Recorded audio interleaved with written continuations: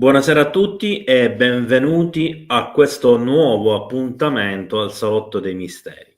Questa sera torniamo a parlare di casi ufologici italiani e torniamo a farlo con un ospite d'eccezione che abbiamo già avuto qui con noi e che è Pietro Marchetti, presidente del Gauss, una delle associazioni più attive sul campo anche delle investigazioni, quindi che va direttamente sul posto e non soltanto a fare analisi e quant'altro, che poi è l'investigazione che piace anche a me di più. E oggi andremo a vedere due casi che riguardano due località che probabilmente chi non è del posto non conosce, che sono Zinasco e Ostina. Due avvistamenti UFO che hanno richiesto sufficiente, diciamo, tempo per raccogliere informazioni, per fare dei video, delle fotografie, delle investigazioni sul campo, e quindi oggi siamo qui a parlare di questo argomento e ovviamente, anche se non ho avuto il tempo materiale di chiederlo a Pietro, gli farò un paio di domande sulla situazione attuale, come sono sicuro che voi volete. Ci vediamo tra 8 secondi direttamente con Pietro dopo la sigla del Salotto dei Misteri.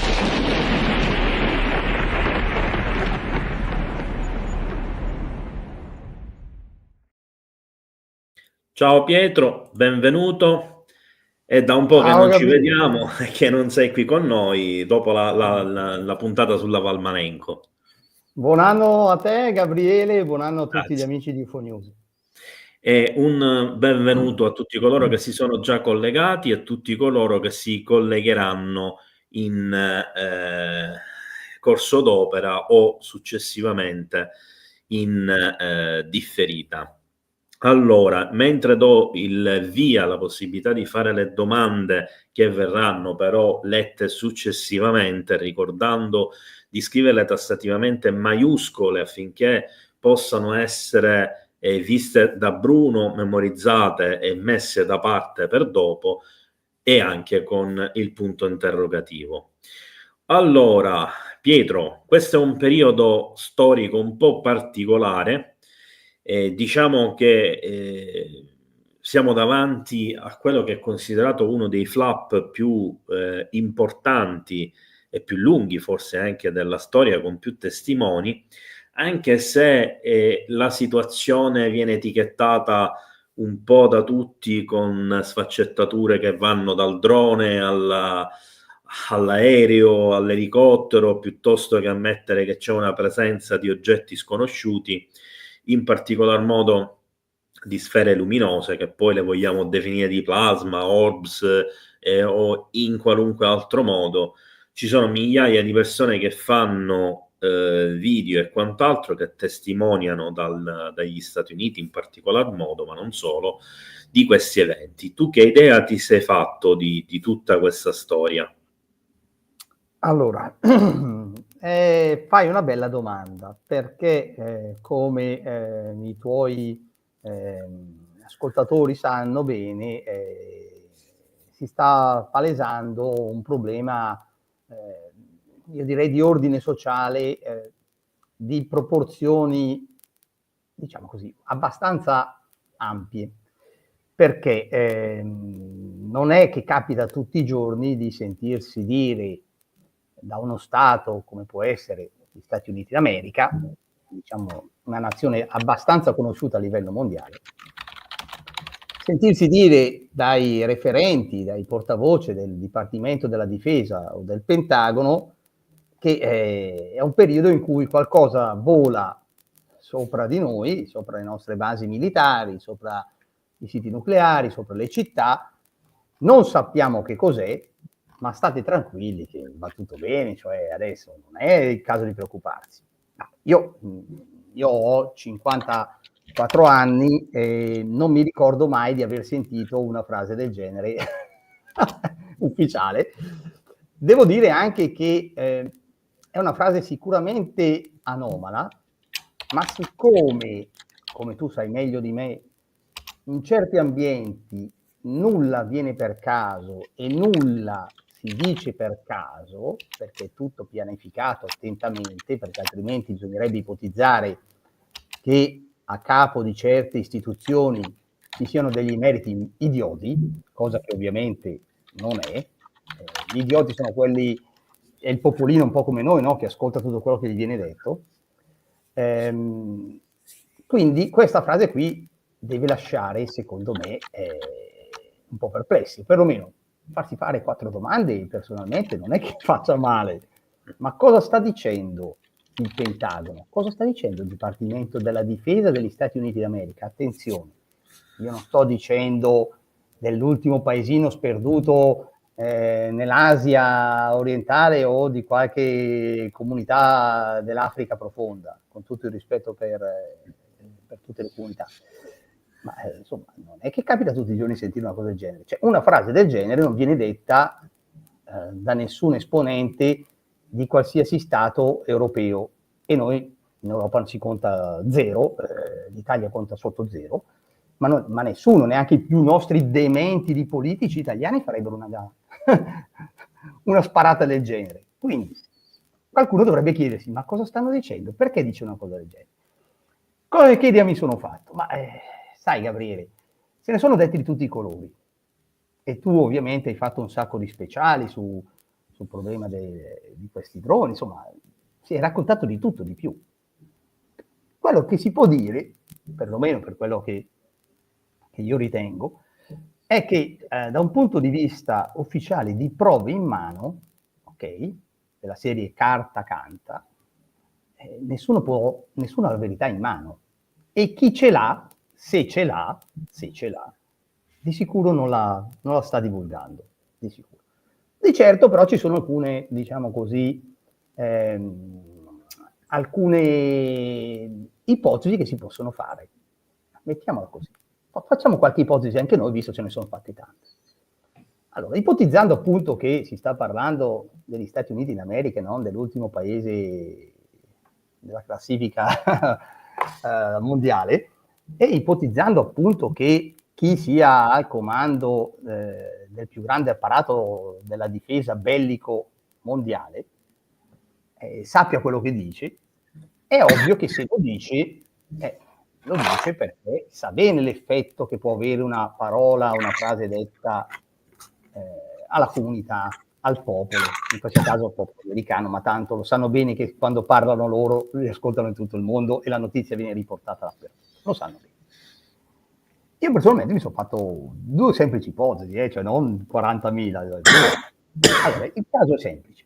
Secondo me, o veramente gli Stati Uniti d'America non sanno cosa sta succedendo, e quindi c'è qualcosa che svolazza sopra di noi, ma tutto sommato non è che fanno niente di male, svolazzano, non sappiamo che cosa sono, ma li lasciamo fare, perché non è che possiamo andare a sparare a qualsiasi cosa che vola, anche se non è proprio così, visto che c'è ancora in vigore il Patriot Act di George Bush dopo il problema delle Torri Gemelle. Oppure loro sanno bene che cosa sta volando, ma non lo battono, cioè non ci pensano minimamente a batterlo. E qui si aprono altre 2 ipotesi. Perché questo succede? Ma primo, perché quello che vuole è roba loro, e quindi figuri te se io vado a battere con una cosa mia, la lasciamo perdere, cioè non sta né in cielo né in terra. Secondo, sanno bene cosa vola, ma quello che vola non è roba loro, e non è neanche roba di cinesi, russi, iraniani, e chi più ne ha più ne metta. Fra un po' arriveranno anche, non so, gli eschimesi, con questa storia che con le piattaforme nel mare che lanciano i droni. Quindi io mi sono fatto questa semplice ipotesi. Sanno benissimo che cos'è, non li abbattono perché non possono batterli, nel bene e nel male, sia che sia roba loro, sia che non sia roba loro. E non è detto che questa sorta di sceneggiata, perché poi alla fine è una sceneggiata che, guardate bene, si è già ripetuta in passato, molto si è ripetuta in passato, perché se si guarda un po' la casistica mondiale, si vedrà che cose simili, non proprio uguali, ma simili, sono già successe, anche in Europa.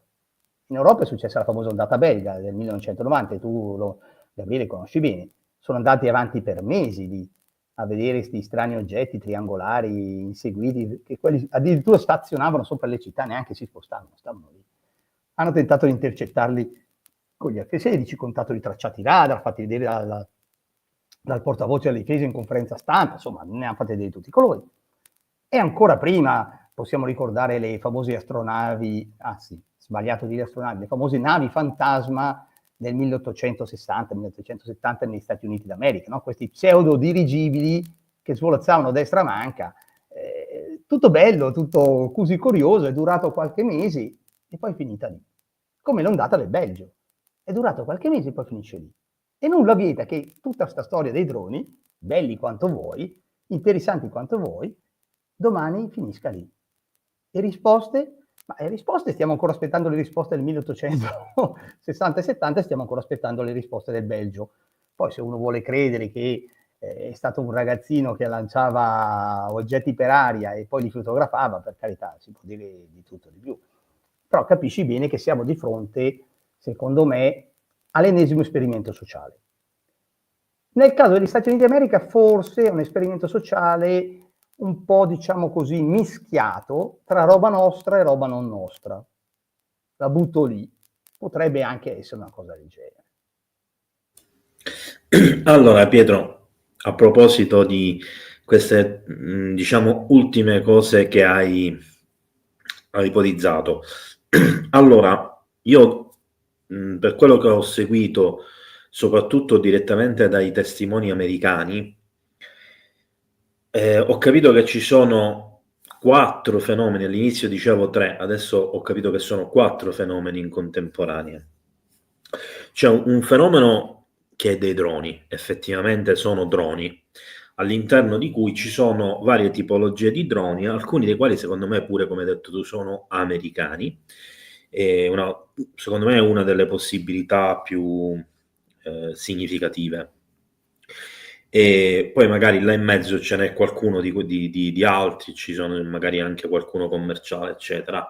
Poi c'è un fenomeno delle sfere che è diviso in 2 fenomeni, perché per quello che ho potuto capire anche parlando con i testimoni del New Jersey, fanno una distinzione tra 2 tipi di sfere luminose. Le sfere bianche, che loro chiamano gli orb, e che secondo alcuni, incluso Ashley Sherbo, che è una testimone che è stata qui in trasmissione qualche giorno fa, e che ha avuto un incontro con una di queste quando ancora era un oggetto fisico e solido, prima di trasformarsi, e che vorrebbero comunicare con alcune persone con cui entrano in contatto. E addirittura negli Stati Uniti ci sarebbe una persona che io ho scoperto essere in contatto con diversi personaggi del mondo della politica statunitense, delle forze armate, eccetera, che invita costantemente le persone ad andare nel terreno di casa propria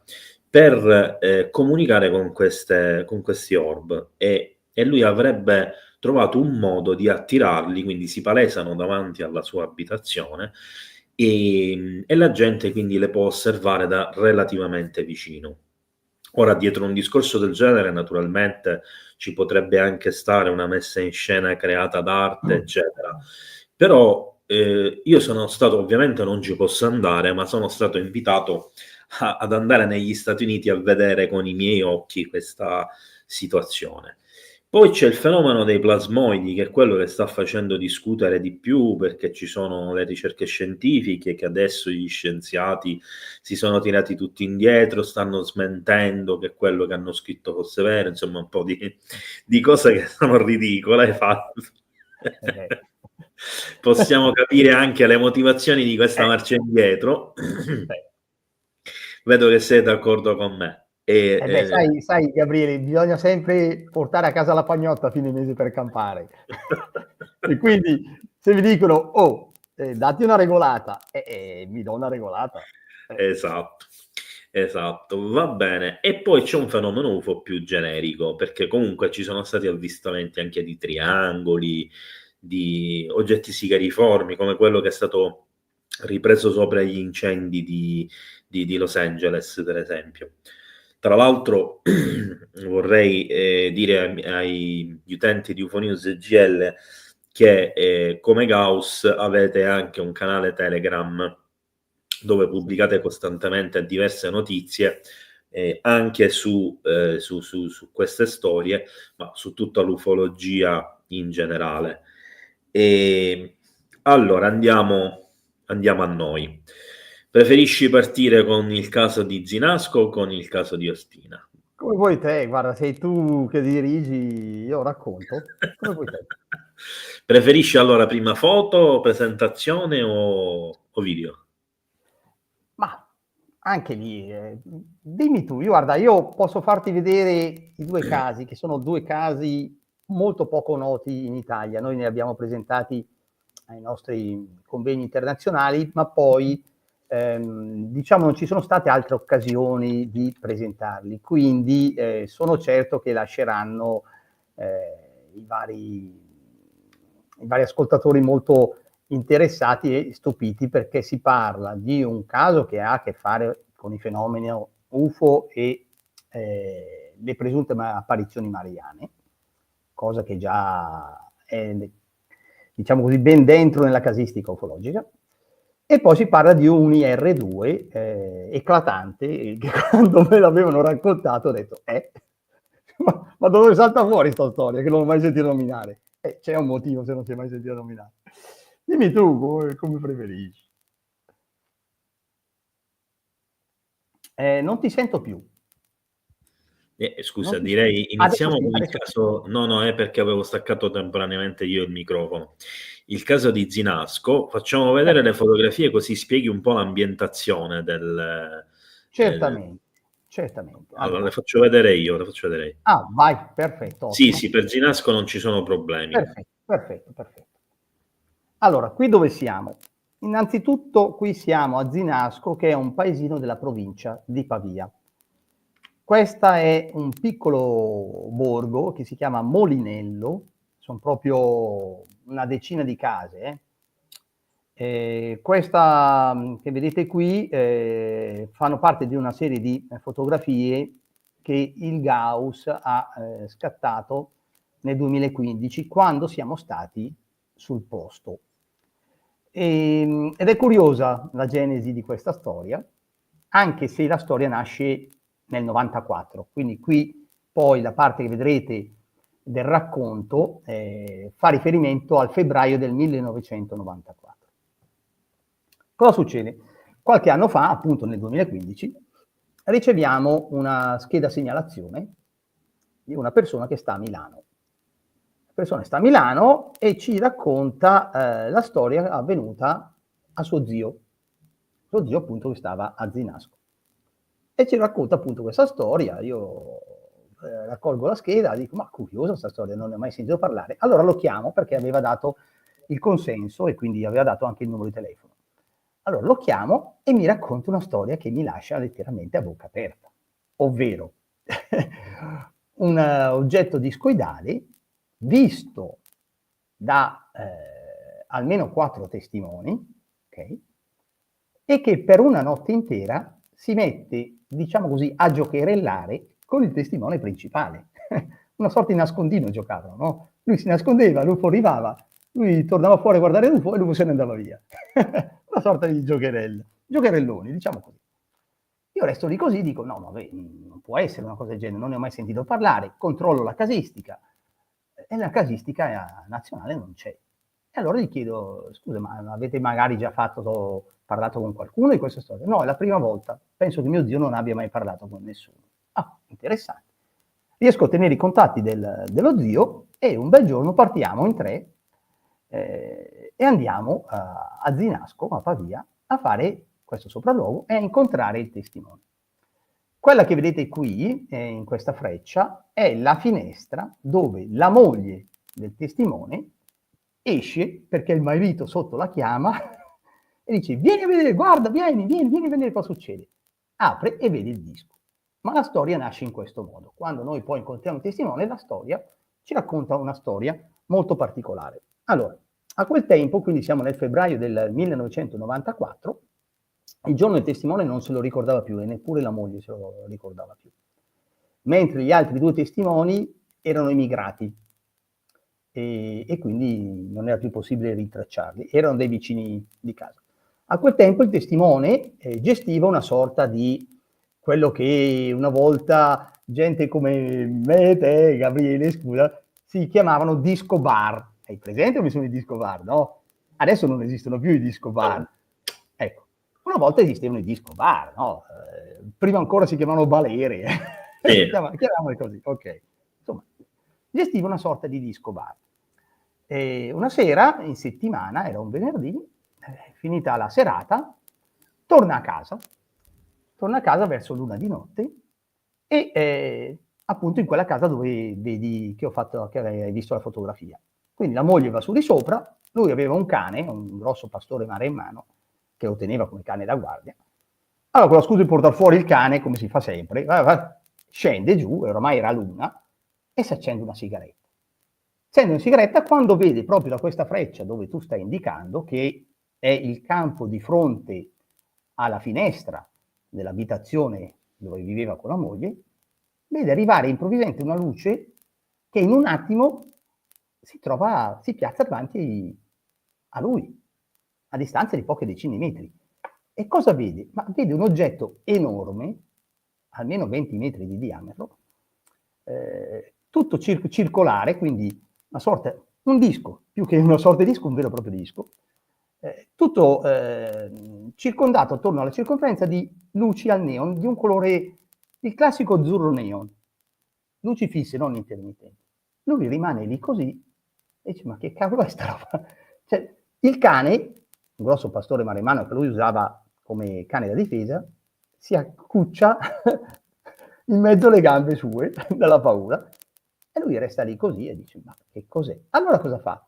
Si mette a chiamare la moglie, quella che poi vedrete che hai visto appunto nella finestra.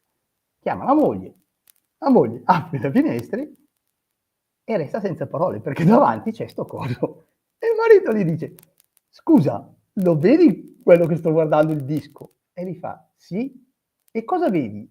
E lei, un disco. Queste sono le parole testuali, noi abbiamo anche la registrazione audio sue, ma poi si potrà vedere il video dove lui fa proprio il suo racconto. Questa è la prima parte, è l'inizio. Poi, stranamente, ecco, questa è sempre la finestra, e il disco praticamente era tra il casolare e la finestra, era qua nel mezzo, piazzato lì, proprio al di là della strada, ma era a pochi metri, cioè una cosa impressionante, nel più assoluto silenzio. Poi cosa succede stranamente? Che la moglie chiude la finestra, cioè con il disco lì, la moglie chiude le finestre e torna in casa, cioè torna dentro. Lui dice, ma che fa sto cosa? A un certo punto sto disco, dopo pochi istanti, prende e sparisce sempre nella direzione da cui è arrivato. Lui resta lì così, basito, non capiva bene cosa era, ma allora cosa fa? Si incammina lungo quel sentiero che avete visto, che porta poi dietro a una fattoria che c'è. Si incammina, e questa è una parte della fattoria, e mentre si incammina dietro questa fattoria, e l'UFO riappare. Cioè, lo vede riappare un'altra volta, allora lui stavolta si spaventa e si nasconde in una piccola porticina, un'insenatura che una volta veniva usata come legnaia, come magazzino, che c'è sulla questa costruzione che avete visto.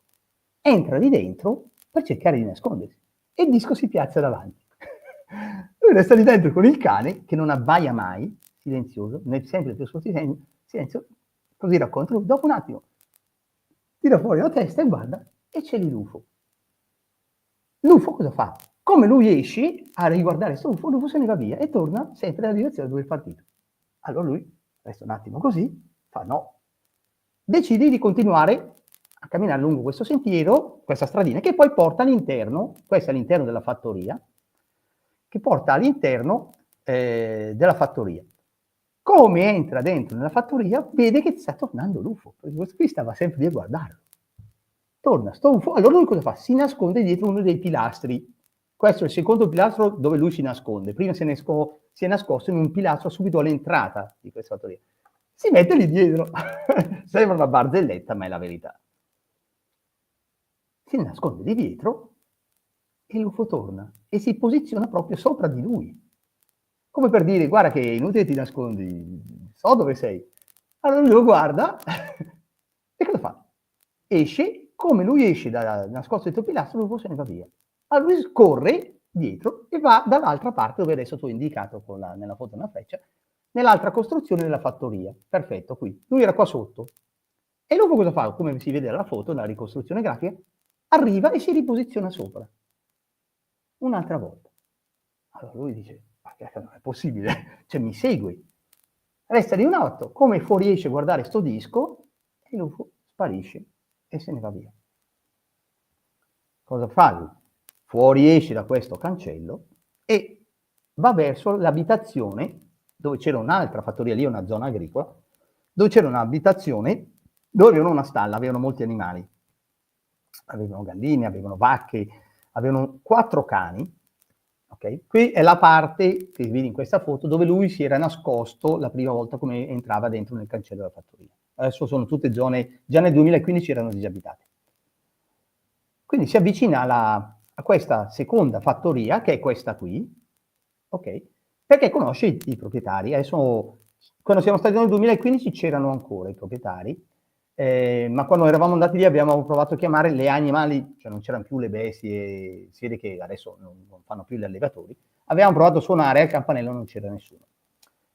E allora si mette questa sotto finestra e si mette a chiamare uno dei proprietari, ma non risponde nessuno.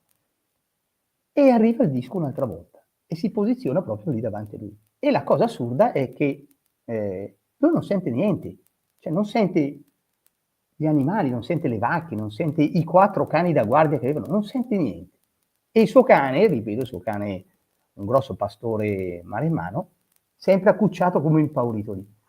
Però lui non ha paura perché, in fin dei conti, non sta succedendo niente. Cioè, c'è questo disco che va e viene in continuazione. Quindi a questo punto cosa fa? Ritorna su questa strada e va verso casa sua. Va verso casa sua, lì succede un'altra volta la stessa scena, poi cosa fa? Decide di andare verso questa direzione che vedete qui e quindi di cercare di portare questo grosso, enorme disco volante sul provinciale, perché lì vicino c'è il provinciale che collega Zinasco. Cercando proprio di portarlo sul provinciale perché oramai si accorge che sono le 5:30 del mattino. Attenzione bene a quello che ho detto. Il fatto inizia verso l'1 di notte e quando lui arriva qui sono le 5:30 del mattino. Ok? Arriva qui, il disco si riposiziona sopra un'altra volta e lui dice, vabbè, è fatta. Cioè, arriva qui, stavolta non mi sono nascosto, il disco è qua, a 100 metri ho l'incrocio con il provinciale, vado sul provinciale, sono le 5:30, oramai è sabato mattina, qualcuno passa di sicuro, lui si avvicina sempre di più al provinciale e l'UFO sparisce e non ritorna più. Facendo un antecedente, tornando un attimo indietro, prima di arrivare qua in questa zona dove tu stai facendo appunto vedere la fotografia adesso, puoi tornare indietro, si vedeva un campo che qui c'è una storia molto particolare, se riesci a tornare indietro, vediamo la foto del campo. Ecco, fermati qua, perfetto. Questo è un campo che sta proprio lì vicino qui adesso non si vede, ma c'è la strada che collega, se questa strada qui, voi mettetevi davanti a questo palo della luce. Se andate verso destra, andate verso la casa dell'allora testimone. È una strada asfaltata stretta, passa una macchina alla volta, perché, ripeto, era un piccolo borgo. Se andate verso sinistra, in raggio di qualche centinaio di metri, arrivate appunto alle costruzioni che avete visto e poi dietro c'è la strada che dà sul provinciale. Quando arriva qui lui, mentre cercava di andare sul provinciale, il disco arriva un'altra volta. E qui succede la cosa più incredibile. Qui c'era un campo di kiwi, ok? C'era un campo di kiwi. Allora lui vede arrivare il disco, non sapeva dove nascondersi, sono in mezzo al campo, dove vado? Allora si mette dentro nel campo di kiwi assieme al cane e si abbassa giù così. E l'UFO ovviamente si posiziona sopra di lui. Allora lui, stanco proprio, era qui a fianco di questo palo della luce, Allora c'era proprio il palo era attivo, quindi c'erano i tralicci della corrente e tutto, però ci ha sempre detto che non ha mai notato nessun lampo, nessun disturbo elettromagnetico, niente, non faceva nulla. La luce c'era sulla strada, poca, ma c'era, allora non c'erano molti lampioni. E cosa fa? Allora, stanco di vedere che sto UFO andava avanti e indietro, tutte le volte lui si nascondeva, arrivava, allora ritorna sulla strada, quella lì, con il cane, lui aveva addosso un cappello, no? Perché era febbraio, aveva su un cappello, allora prende questo cappello e così, spinto dall'istinto, lo agita. Poi per dire, oh vabbè basta, insomma mi avete visto, sono qua e ciao. E lì succede la cosa più assurda di questa storia. Come lui inizia a fare così, questo enorme disco di circa 20 metri di diametro comincia a fare così, ad ondolare, a oscillare, come per dire, ti sto vedendo anche. A quel punto lì lui capisce che, in fin dei conti, non c'è nulla di male, e va verso appunto questa ultima parte dove poi il disco scompare, perché qui ci si avvicina all'incrocio del provinciale. Quando torna indietro dalla moglie sono le 5:30 passate del mattino, la moglie dormiva. Devo anche fare una precisazione. Dopo aver visto il disco da parte della moglie, visto che la moglie se n'era andata dentro, aveva chiuso le finestre, sì, è un disco, chiude le finestre e va dentro. Cioè, una cosa che non sta né in cielo né in terra, ma questa è la storia vera, perché noi abbiamo parlato anche con la moglie, abbiamo incontrato lui e la moglie, persona di una certa età, ma si stava parlando del 94. Lui, la moglie non c'era, non gliene fregava niente sta cosa. Era lui e il cane, cosa fa? Lì era un piccolo borgo, non ci abitava nessuno, va verso l'angolo dell'edificio dove abitava e lì abitavano appunto gli altri 2 testimoni, marito e moglie, che poi sono emigrati nel corso degli anni. Era l'una e si mette a suonare il campanello. A un certo punto esce l'amico Marcello, amico, insomma, il conoscente, abitava lì, si chiama Marcello, e lo guarda e fa, ma cioè, che è successo? E lui dice, oh, guarda lì davanti a te, cosa vedi? E Marcello, secondo il racconto suo, dice, è un disco. E quindi non mi interessa. Ha preso, chiuso le porte e rientra in casa. Questa è la storia. E noi avendo parlato anche con la moglie, che questa è la casa dove abitava Marcello e la moglie. Come potete vedere sono abitazioni, queste sono foto del 2015, nel caso del 94 sono case abbandonate ormai da decenni. Già nel 2015 erano già abbandonate da diversi anni. E parlando con la moglie, perché poi ovviamente il giorno dopo, questa è la strada appunto che porta verso il provinciale, e qui a destra c'è il famoso palo della corrente che avete visto prima, lui era qui, e qui a destra c'era un campo di kiwi nel 94. E qui sulla strada lui ritorna e col cappello si mette a salutare. E parlando appunto con la moglie, gli chiediamo, ma senta, ma sta storia signor Marcello, ma caspita, il giorno dopo c'era mio marito che continuava a dirmi, ma quello che è successo, tu sei andata a letto, cosa hai fatto, perché? Ma a me non mi interessava. Fatto sta che si sono poi messi a parlare tra vicini di casa. E hanno parlato, cioè, all'unico a cui il fatto interessava o l'aveva colpito era il marito, il testimone. Perché agli altri 3, sia Marcello che la moglie, che era uscita anche lei a guardare, sia la moglie e il testimone, la cosa non interessava minimamente. Questa è una stima delle dimensioni dell'oggetto, per essere chiari, perché lui ci ha detto che era molto vicino e copriva il tetto. E questo era un grosso edificio, noi abbiamo fatto una stima, vedendo l'edificio che eravamo lì, a circa 20 metri di diametro, e cosa che lui ha detto, sì, potevano essere tranquillamente 20 metri. Di sicuro ci ha detto, adesso qui noi la foto non l'avevamo fatta, lì sul provinciale, come si va sul provinciale, c'era una grande rotonda, ok? Perché ci sono vari incroci. Ecco, questo è il testimone, questa è la casa, la seconda fattoria dove lui si ferma di notte a un orario che non sa dire, ok? A chiamare i vicini per dire, oh, guardate che sta succedendo qualcosa di strano. E ci ha detto solo e semplicemente che questo oggetto era molto più grande della rotonda che c'era lì sul provinciale. E noi da lì, poi, dopo aver fatto le stime ovviamente solo stime delle dimensioni degli edifici, siamo stati sulla rotonda, abbiamo parcheggiato un po' a fianco, perché non è che si può stare su un provinciale e parcheggiare sulla rotonda, però abbiamo fatto una stima così, e quindi l'oggetto era perlomeno 20 metri di diametro, perlomeno. E questa è la storia a grandi linee di quello che è successo. Faccio vedere la carrellata delle ultime immagini. Vai. Questa cosa segna? Allora, questa praticamente, lui qui è l'ultimo pezzo dove lui si è nascosto.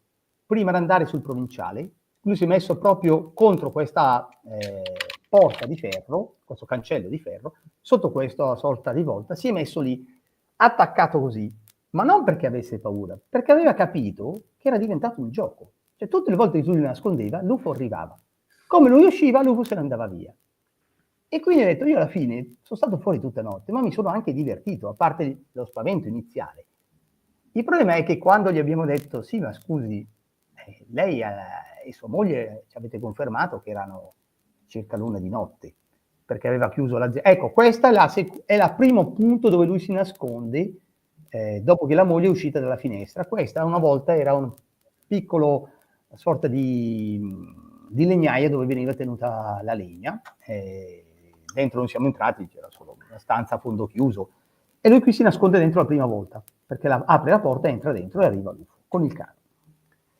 E gli abbiamo detto, scusi, ma questa è la seconda parte dove lui si nasconde, come entra dentro nella fattoria, si nasconde dietro questo muro, e l'UFO gli arriva proprio sopra. Quindi qui vi stava spiegando letteralmente le varie fasi, i vari punti. Tutti gli eventi, tutti i fatti che erano accaduti quella notte. Ma quello che non torna, e che gli abbiamo sempre detto, è il tempo passato. Perché se si contano le volte in cui lui ha visto sto UFO e poi si è nascosto, alla fine erano 4-5 eventi. E tutto questo giro che avete visto in fotografia saranno 200 metri in totale, perché si fa il giro praticamente di questa sorta di fattorie messe assieme. Facciamo 300 metri, esagerando, un diametro di 300 metri, ma meno, ma comunque esageriamo, facciamo 300 metri. Il problema è che l'evento è iniziato verso l'1, perché lui ha chiuso il disco bar alle 12:30. Il disco bar distava 2 chilometri, il tempo di arrivare a casa, l'aveva chiuso 12:30, l'aveva proprio chiuso. Tempo di arrivare a casa, la moglie va di sopra, lui con la scusa di portare fuori il cane che era dentro in casa, porta fuori la solita scusa, mi fumo una sigaretta, è arrivato l'UFO. Guarda, non ho visto l'orario, ma sarà stato l'1 al massimo, non era di più. E il problema è che quando ritorna a casa, dopo tutta sta nottata, sono le 5:30 del mattino. E capisci bene, Gabriele, che hai voglia te a correre avanti e indietro, a giocare a nascondino, e mi nascondo in 4-5 punti, facciamo 6, aggiungiamo magari qualcosa che non si è ricordato. Ma sono passate almeno 4 ore. Poi ammettiamo che abbia sbagliato anche a guardare l'orario. Non sarà stata l'1? Facciamo l'1:30, esagerando, anche se la moglie ci ha detto no, al massimo era l'1. Abbiamo chiuso le 12:30 e siamo venuti a casa. Capisci bene che sei dentro alle 5:30 del mattino, ma cos'è successo quella notte? Secondo lui nulla, assolutamente nulla. Cosa curiosa, quando siamo andati a cercare appunto i proprietari della seconda fattoria, dove ormai non c'erano più le bestie, i cani c'erano ancora, non erano più i cani del 94, ma c'erano ancora, ce n'erano altri 3. Allora mi ha detto ce n'erano 4, erano altri 3 cani, e non ti dico il casino facevano, ovviamente arrivano degli sconosciuti lì, non ci abita nessuno in quella zona lì. E lui mi ha detto che quella sera lì non si sentiva assolutamente nessun rumore, ma anche la moglie ha detto. Quando io ho aperto finestra ho visto sto cosa, ma sentivo solo mio marito, non c'era nessun rumore.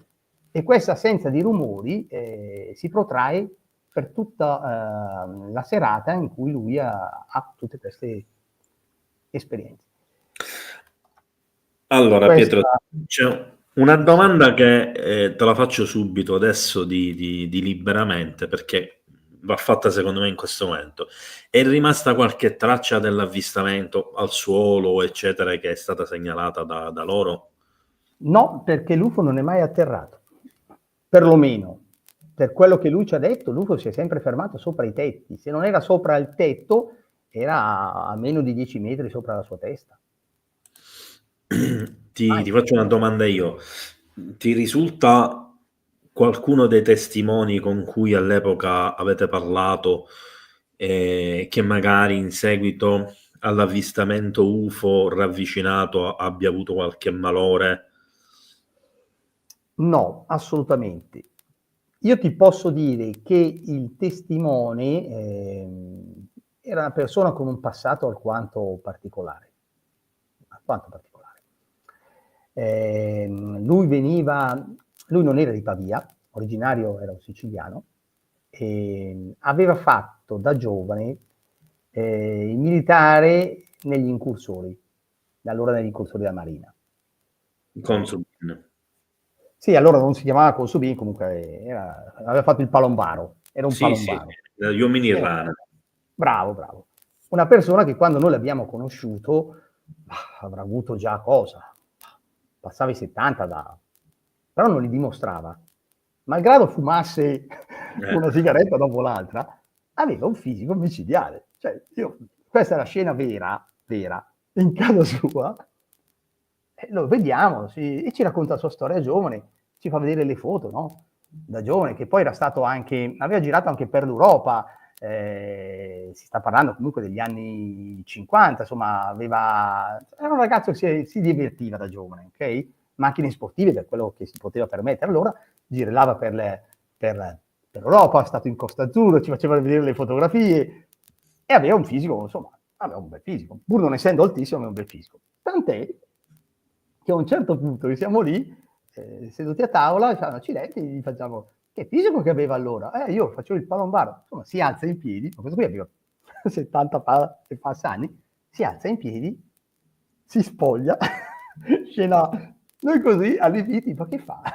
Si spoglia completamente, la moglie fa, no dai che prendi freddo, ma sta zitta, si spoglia, resta a torso nudo, così ci viene davanti e fa, guarda qui, accidenti, poi fa così, fa, guarda qui, aveva di quei muscoli micidiali, complimenti, mi fa, adesso niente, adesso oramai, ma una volta, io non avevo paura di niente, di nessuno, si diceva. È un personaggio. Erano altri tempi, fino a 8-10 anni fa i Consubin, all'epoca uomini in rana, erano i migliori al mondo, hanno messo un sacco di record eccetera, ed erano persone tra l'altro molto affidabili nelle testimonianze, perché erano abituati a osservare, a vedere le cose nei minimi particolari, a studiare, perché ovviamente oltre a essere forze speciali specializzate come incursori, sono anche esploratori gli incursori, quindi devono riconoscere i mezzi, devono riconoscere le tecnologie, devono dare i dettagli di ogni i particolari di ogni cosa, i luoghi devono essere precisi.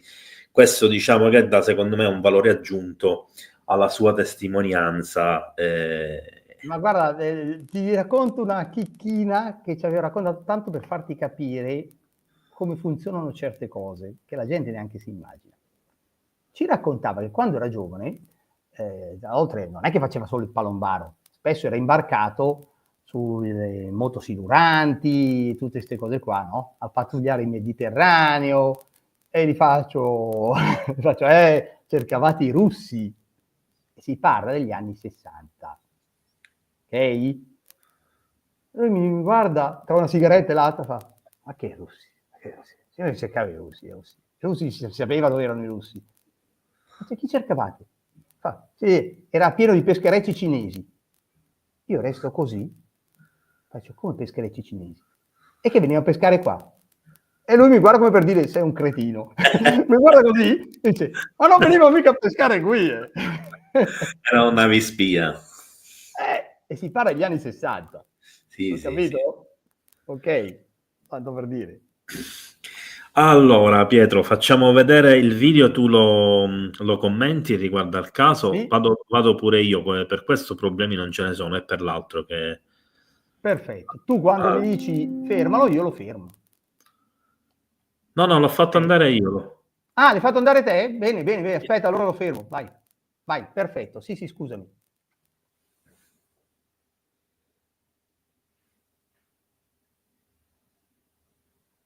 Allora, questa è appunto l'abitazione dove viveva, la prima porta che vedete nel mezzo, dove viveva in basso il coniuge Marcello, okay? Il suo amico Marcello, che chiamiamo solo Marcello. Questo è stato fatto appunto nel 2015.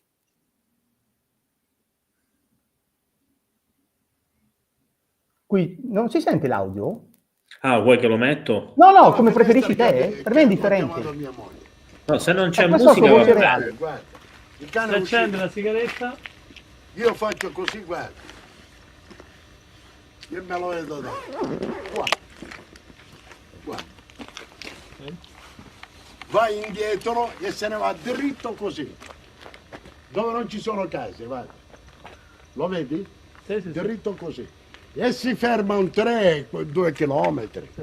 Si ferma e si mette così. Sì. Lei lo continuava a vedere. E io qui, no? Tup, è arrivato un'altra volta. Mica. Ho detto, che cazzo è? E allora arriva il cane. Arriva. Da quel momento il cane non si è mosso più. Ha fatto 2 o 3 volte andava indietro che mia moglie le guardava Sì. alla finestra. Lui è arrivato e qui c'è l'angolo. Vedi l'angolo? Sì, Con la lampadina qui. sì.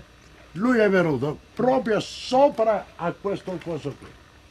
Quindi vuol Era dire di era proprio un sopra, oggetto presente, enorme. Sì. Cioè lei vedeva Mica, e qui si è visto proprio che prendeva una rondò Sì, una rotonda. come quelle della strada. Sì. Qui, da sopra. Io è stato un paio di minuti e se n'è andato. Se n'è andato, è ritornato e si è messo ancora qui. Io busso a questa porta. Qui ci abitavamo. Io busso a questa porta. Massimo, che c'è? Vieni a vedere. Anche a lui gli ho detto, cosa vedi? E lui ha detto, un disco. Sta uscendo la moglie come è arrivata qui, ha fatto così e è scappata da lì. Lui se ne va. Prendimi nella borsa, c'è dentro una batteria. Dammene 2 o 3. E mi metto davanti. Sono dentro 2 o 3? Sì. Mi metto davanti. Io penso che ritornano un'altra volta. E questa è la Io famosa vado stradina che dentro, poi in fondo prendo il porta cappello, all'entrata della fattoria. E me ne vado di qua. Vieni, guarda quando è complicato. Qui adesso lui ci fa Vedi vedere il che casello entra che t'avevo in questa detto, vedi? legnaia, Il casello che è quella che della- vedete giù in fondo, che adesso era stata coperta per la privacy, è la... Allora era una casa Qui avevo cantoniera io che ci mettevo legno. delle ferrovie dello Perché qui Stato, avevo la con stufa. tante abitazioni, cioè ci vivevano proprio. Vedi, E lui particolare. cercava voleva andare là, solo che il terreno era bagnato e poi qui la strada peggiorava ancora, diventava terra di campo vera e propria, allora lui decise Ma lei di correva entrare quando, dentro nella fattoria. quando l'oggetto si allontanava? Oppure No, io che me ne vado male, vedi? Qui c'era il mio coso che mettevo la legna. Vedi? Qui. Sì, Mettevo. Mi infilo qui, sì, perché qui c'era il catenaccio, ora non c'è più. Qui, vedi? boh. sì, sì, sì. Mi infilo qua dentro, lui si è messo lì. E mi faceva così. Sì.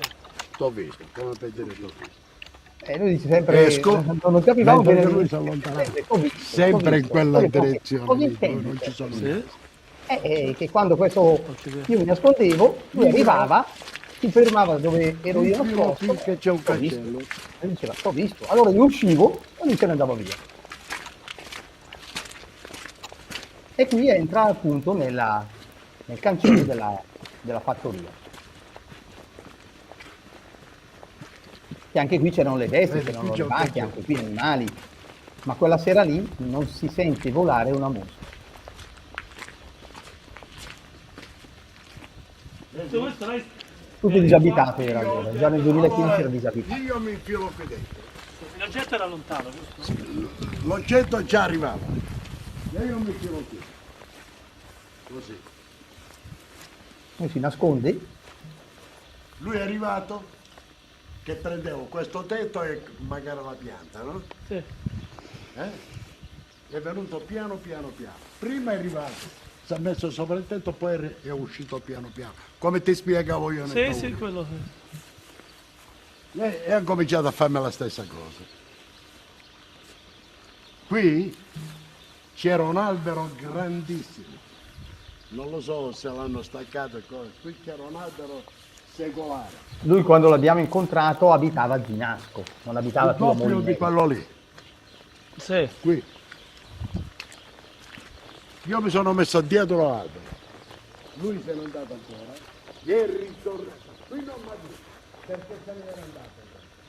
Io mi metto Un dietro po' un gioco l'albero, di qui, nascondino, proprio lui dietro- continua a nascondersi dietro a quello che trova e lui immancabilmente gli va sopra, è come per dire, come dice lui, e ti ho visto. È la stessa cosa. Allora lui esce, e come lui esce, il lupo se ne va Cazzo via. è? Vedi lì c'è un altro cancello. Lui usa anche un po' espressioni Che lì molto... ci sono- di- Un sacco di cani. Il famoso osteale. Lì, quella cascina lì. Quindi lei va in là. E allora me ne vado di qua. E mi nascondo sotto a quegli archi lì. Questi, lì. Ed è venuto lì. Qui l'ha fatto che lui è arrivato così, è arrivato in questo coso qui, si è messo così. E mi guardava. Poi si è messo piatto un'altra volta ed è venuto fino lì, sopra da me. Pensa a te. Là dove ci sono quegli archi. Sì, lì. Ma capisci, Gabriele, scusa, che Marco. Nel secondo con pochi coso. minuti di video Sì. lui è già arrivato qui. Sì, ma di tutte dietro. queste ore Lui cosa figlio succede? me si è venuto sopra di me proprio. E quello lui, Sempre all'altezza, pesa poco. perché secondo lui non è successo nulla. Ma è la stessa cosa. Io ritorno perché il cancello è chiuso. Andiamoci. Siccome lui non può Lui uscire da faceva questa avanti- parte, quando mi perché vedeva in il mezzo alla cancello- strada così, torna lui indietro. faceva avanti e indietro. Si faceva vedere e se ne andava. Non lo so perché lui doveva andare Doveva via. muoversi, ok. Questo non l'ho capito. Questa è la mia. E qui la casina dove c'erano tutti gli animali. Ora ci andiamo. Ok. Vedi, lui, quando io camminavo così, all'aria aperta, lui arrivava, mi vedeva e se ne andava. Sempre in quella direzione. Sempre in quella. Cosa c'è in quella direzione?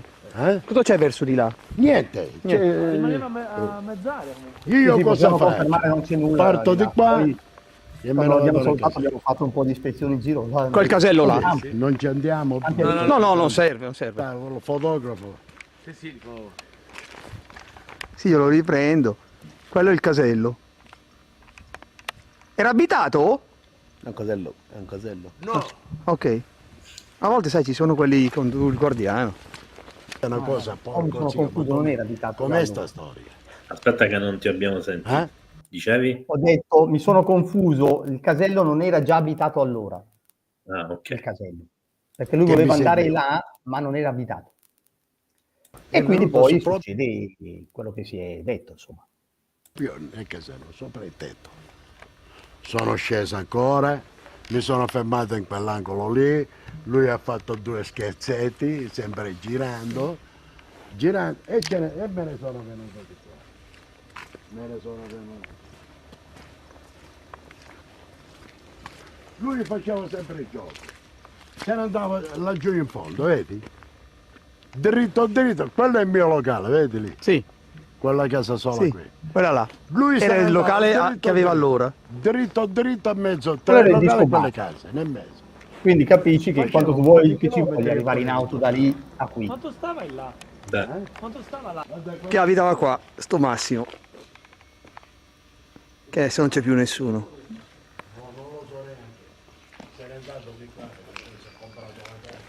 beh, se ne sono andati tutti in pratica.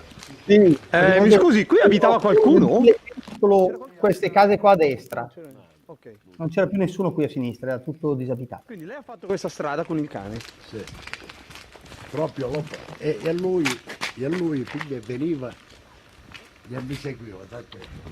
Da sopra il tetto. Io mi mettevo E non c'era così, neanche i pali di illuminazione, era, Sì. era buio. mettevo così lui, piglia veniva, Piano piano. usciva un po' di metri. T'ho visto. Una domanda. Questo palo qua c'era già della luce? Sì, penso di sì, ma sono luci così. Sì, no, ma per capire. La storia è qui, vedi? Dove c'è questo cane, sai, il cancello. Che qui non lo so ora se c'è cane perché c'ha 15 anni che non vengo. È 15 anni che non arrivava più lì. Là ci sono i cacciatori. Questa era la villa del Pinocchio. Ok. Quello dove il mio cane c'è mancato. Ora sono là. Poi. Quello sono cacciatori là. Vanno a caccia qua. Sì, se guardano i terreni. E questa è la seconda fattoria, Allora, vedi, qui c'è il cancello, sì. dove lui racconta che non sentiva neanche i cani da guardia. Che erano nella casa di fronte. Che erano nella casa di fronte, sì. I cani. E lui aveva un cane con lui, Quindi c'era cani una con cosa cani, Qui, vedi? non si sentiva nulla. Qui è dove Si è sono nascosto. stati dentro. Ok. Lei era qua sotto quindi. Qui sotto io. Allora. E sono venuto qui. Lui era qua sotto quindi, E là era dove siamo venuti. Quel punto là è dove era prima. È l'altra parte della fattoria. Tutti qua dentro, perché qui c'è la strada. E questa è l'altra fattoria, Ci un'altra, sono le che mucche. è attaccata. Qui. Io sono venuto qui, proprio qui. I cani, Dove erano? Non ce n'era uno. Visti i cani? Erano tutti qualcuno sì, ma senza baiare manco un baio. La padrona mi ha visto qui, vedi, la finestra, che loro dormono qui. Mi ha visto. All'indomani mi ha detto che era strana la cosa. Anche lei. Dice, come c'era da che non abbaiavano i cani, non abbaiavano niente. Hai visto? Qui. Questa è la cascina proprio che qui i cani ti prendevano tutto sto coso davanti. Di solito quando passavo. Ma no, ce n'erano, ma addirittura di giorno si aprivano i cancelli e uscivano. Il mio DAC, dove mi guardava di là.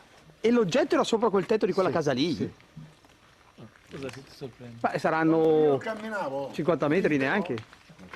Che camminavo libero, non mi nascondevo. Neanche Lui 50 metri. mi seguiva. Ah, ok. Se ne andava e poi mi seguiva. Non veniva.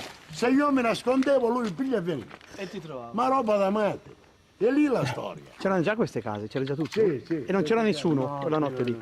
C'era il vecchietto che era morto, Ah, il padrone. erano disabitate, ok. Sì, Era disabitato tutto, capisci? Quindi era Gabriele? questa Anche sopra, queste case qua a quanto sopra sinistra il che nel tetto 2015 restava? erano Quanti metri abitate, sarà stato allora al erano Io dico disabitate. sempre penso poco quella lì, sempre sui 20 metri.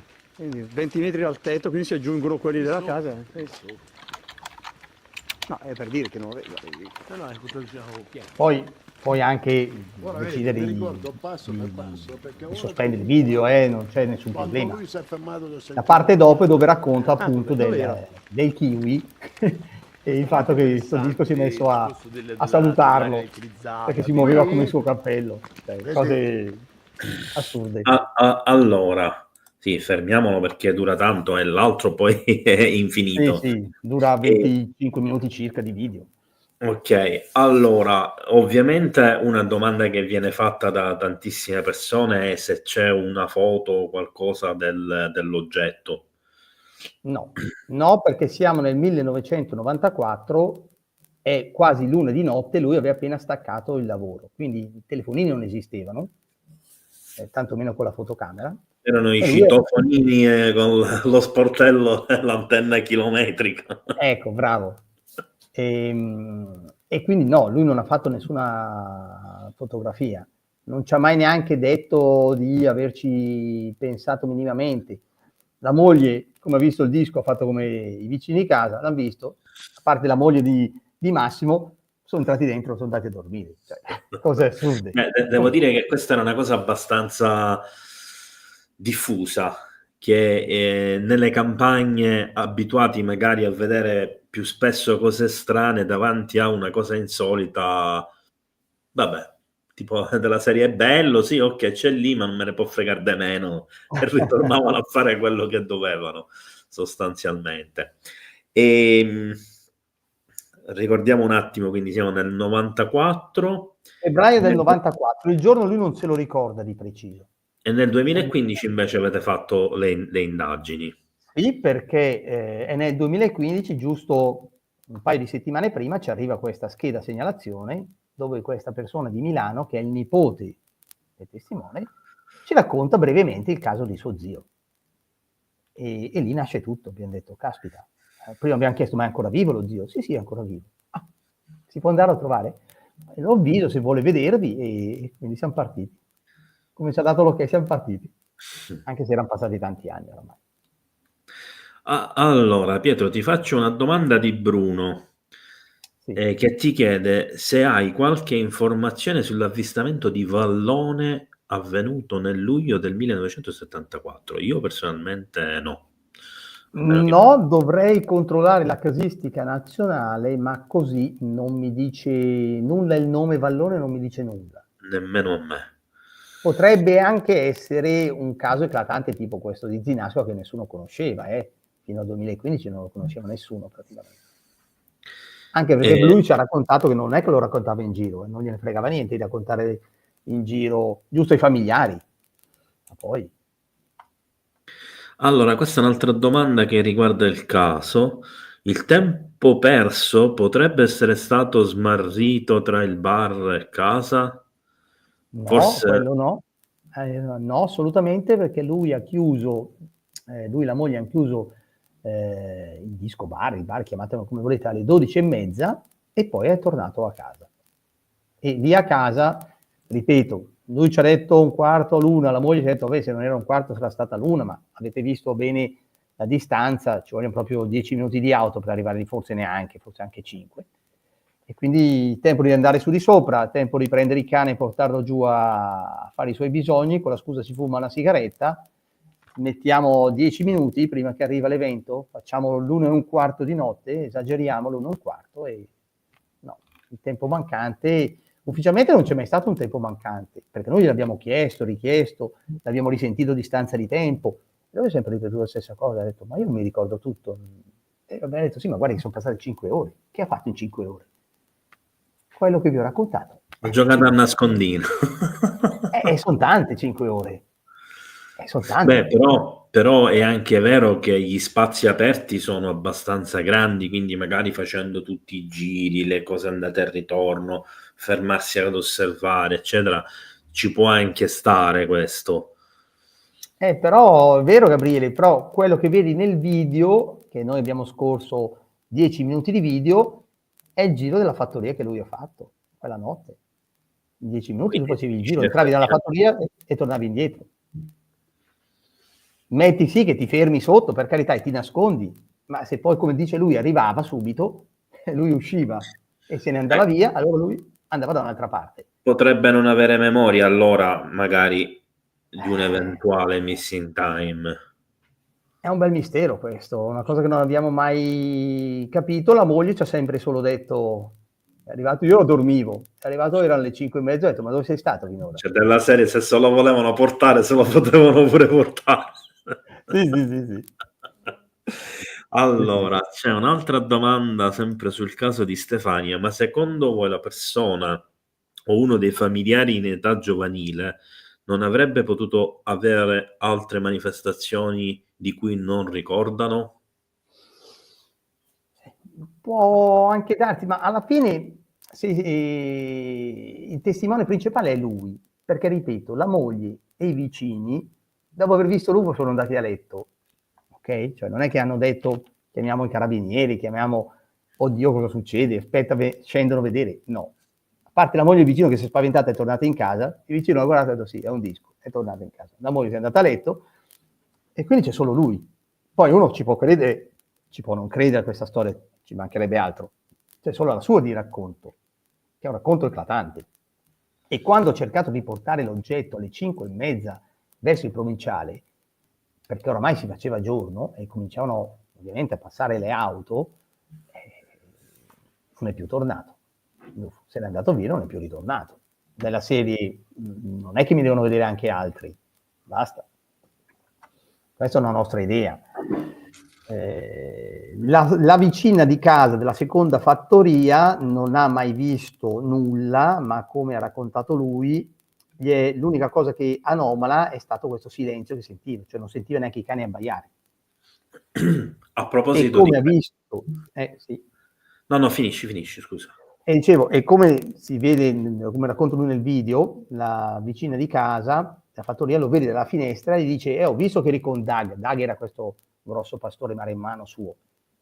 E la cosa è strana, perché lei aveva 4 cani da guardia al cancello, lui ha detto, sì, ne ho visti passare, ma non abbaiavano. C'era Doug, non vai. È strana sta cosa, così strana che anche a lei, alla signora, la proprietaria, che non ha visto nulla, gli è sembrata strana. Allora, io per quella che è la mia esperienza, non tanto sui fenomeni UFO, ma sui fenomeni paranormali, quando ci sono delle...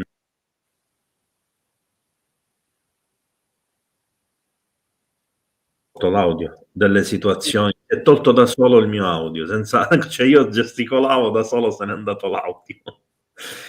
Parlavi di paranormale, scusa. Mi pare giusto. Anche te. E mi è capitato di assistere proprio a scene dove c'erano i cani, e per quello che mi ricordo io succedeva l'esatto contrario, cioè i cani tendevano a innervosirsi, cominciavano ad abbaiare, cominciavano a girare intorno alla fonte del fastidio. Quindi se era per esempio una casa spiritica, tra virgolette, cominciavano a girare intorno impazziti alla casa. Se per esempio c'è un oggetto in cielo, non dico troppo vicino, luminoso, che magari emette un ronzio, in genere cominciano ad abbaiargli contro e fanno un fracasso perché attirano l'attenzione. Stanno avvertendo che c'è qualcosa che si è introdotto nell'ambiente. Quindi quando succede che invece c'è il silenzio, allora normalmente noi diciamo che c'è un assorbimento, come se fosse una bolla, del suono, ma in questo caso è diverso, perché lui non vedeva fisicamente proprio abbaiare i cani, quindi non è che non emettevano suoni, non stavano abbaiando. Non stava abbaiando, neanche il suo abbaiava, anzi, aveva paura. Ecco, e questo è un atteggiamento abbastanza strano. Questa tipologia di atteggiamento io, non ovviamente di persona, l'ho riscontrata nei casi, per esempio, che precedono o successivi alle mutilazioni animali.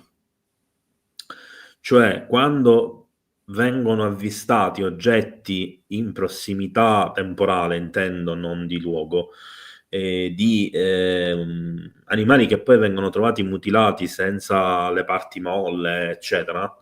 Non voglio entrare ora nell'argomento in specifico. C'è appunto la paura degli animali, come se fossero braccati da un predatore alfa. Anche i cani, quindi anche i cani da pastore, eccetera, tendono a nascondersi, a farsi la pipì di sopra, a stare con la coda tra le gambe, eccetera, eccetera. E ovviamente questo non è un atteggiamento positivo e bello, anche perché in quei casi poi vengono trovati gli animali mutilati. Ma sai, Gabriele, io mi ricordo il caso famoso che c'è stato, famoso nella casistica mondiale, che c'è stato qua a Firenze, a Polcanto, il caso Ferri del 94, e lì il cane da guardia non ha abbaiato, e anche quello è un IR2, con tanto di avvistamento di entità al suolo. E lì il cane da guardia, un pastore tedesco, non ha mai abbaiato, mai, che era un cane feroce, era un cane da guardia addestrato. E quindi cose particolari. Io su questo caso di Zinasco ti posso solo dire che ci raccontava sempre lui che il suo cane, Doug, non so per chi conosce un po' la razza dei pastori maremmani, è una brutta razza, nel senso che sono cani particolarmente possessivi e aggressivi, cioè sono pastori, quindi tendono a proteggere il gregge. Lui che aveva questo pastore maremmano ci diceva che era veramente grosso, veramente. E qualche tempo prima aveva avuto quasi una denuncia, perché mentre era in giro per per le zone lì, aveva incontrato una persona, un conoscente, che aveva un pastore tedesco, maschio, grosso, anche quello, che ovviamente tutte le volte, quelle poche volte si vedevano, bisognava tenere tutti e due i cani perché si sbranavano. Morale, il cane di quell'altro gli sfugge il pastore tedesco e va ad azzannare il cane il pastore maremmano. A quel punto lì lui vede arrivare sto cane che salta dal suo cane e lo lascia andare. Il suo pastore maremmano ha ammazzato l'altro cane. Questo tanto per dirti che era un cane particolarmente, diciamo così, aggressivo. Okay? Ma quella sera lì ci ha sempre detto, con la coda tra le gambe, sempre a fianco a me, non ha mai detto, mai neanche bau, niente, niente di niente. Beh, in quel caso dico si è difeso, quindi dico è anche abbastanza normale. Allora, Pietro, io direi di passare a questo punto Sì. all'altro caso. Sì. E qui mi devi farlo partire tu. Allora, perfetto. Faccio partire io la presentazione. Ok. Devo condividere, giusto? sì, no, era già condivisa. Ah, perfetto. Vabbè, no, è uscito, devi ricondividere. Ah, perfetto. Allora ricondivido. Condividi schermo. Condividi. Schermo intero. Consenti. Perfetto. Allora, Aspetta un secondo partiamo. che sta caricando. Ok, devi aprire ora. Perfetto. Ecco. Ok, la vedi? Sì, sì. Perfetto. Allora, questa presentazione riguarda il caso di Ostina, che è del 1995. Poi adesso vi faremo vedere anche il video di Ostina. Perché vi faccio vedere questa scena qua? Questo è il Monte Secchieta che c'è a Arezzo, che è un monte che sta di fronte a dove i testimoni filmano l'UFO, ok? O perlomeno presunto UFO, chiamiamolo così. Questi che vedete qua sono ripetitori radio civili. Una parte di questi ripetitori qui è anche a uso militare e l'UFO era più o meno qui, ok? Si trovava vicino a questi ripetitori. Per questo vi faccio mostrare questo, perché poi durante il video capirete meglio la situazione. Ecco, qui intanto potete già vedere dove si trovava l'oggetto, che è questo qui. Questa è la torre del ripetitore, l'antenna radio, e loro si trovano a Ostina, che è vicino a Reggello, siamo in provincia di Firenze. Quindi loro dietro hanno appunto il Monte Secchieta, che è quello dove prima avete visto i ripetitori, e vedono questo oggetto. Quando vedono questo oggetto, durante il presunto fenomeno mariano di Ostina, dove una veggente da diversi anni, tuttora, asserisce di avere appunto messaggi mariani. Qui possiamo vedere una parte dei ripetitori militari del Monte Secchieta. Come potete vedere ci sono anche i cartelli di accesso vietato, perché una parte di questi sono a zona militare, quindi sono chiusi al pubblico ovviamente. E qui noi poi, grazie appunto al fatto di Ostina, sapendo dove era il Monte Secchieta, abbiamo calcolato la distanza dove poteva essere ripreso questo oggetto. Diciamo circa 10 km, quindi quando poi voi vedrete, come avete visto nella foto prima, o quando poi vedrete il video, l'oggetto che vedete teoricamente lo state vedendo da una distanza di 10 km, ok? Anche zoomando comunque è sempre 10 km e comunque questo porta al fatto che potrebbe anche darsi che questo oggetto che si vede nelle foto o nel video tutto sommato non fosse così piccolo.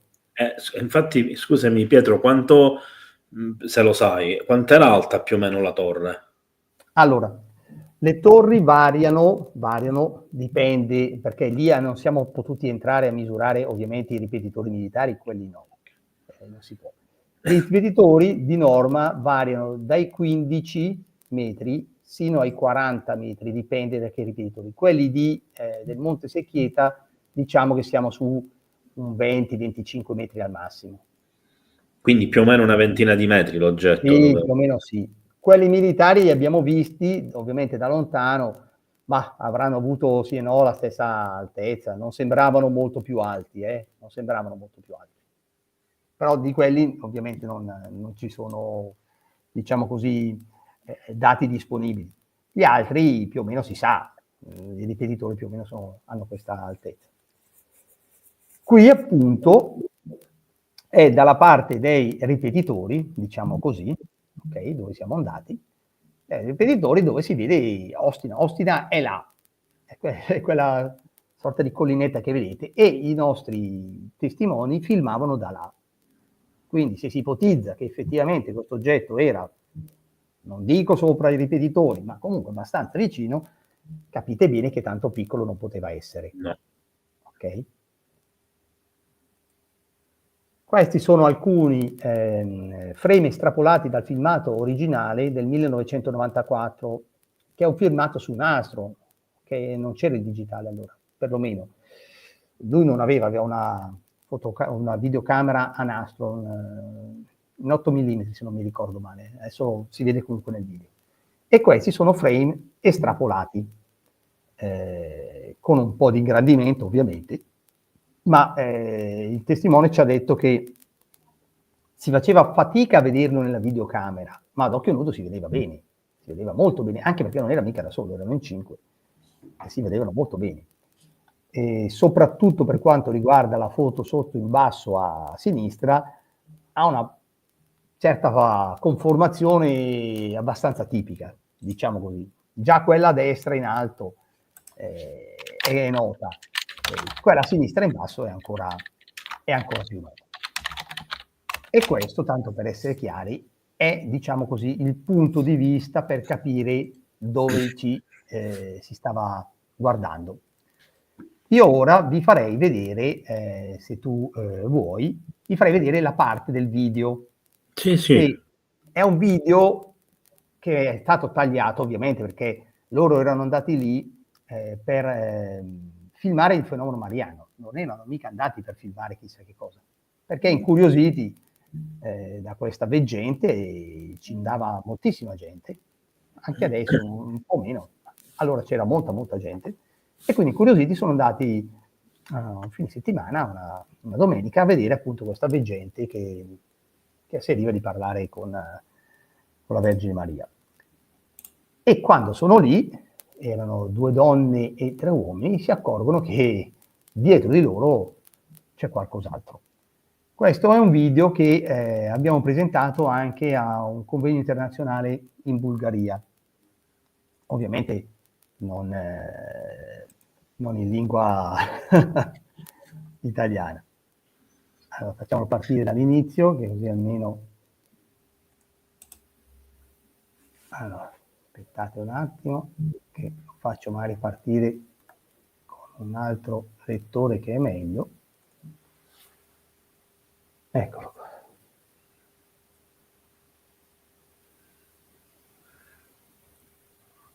Allora, perché non sta suonando? Ah, eccolo.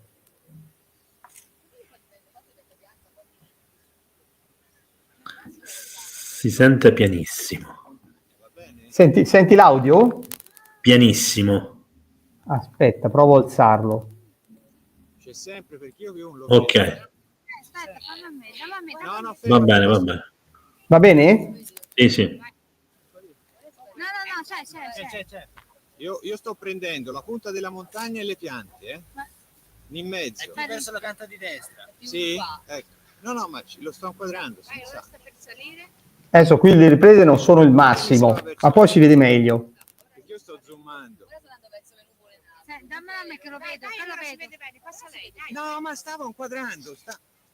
Poi in questi momenti di concitazione si muove sempre troppo, sempre qualsiasi cosa. Sicuro, io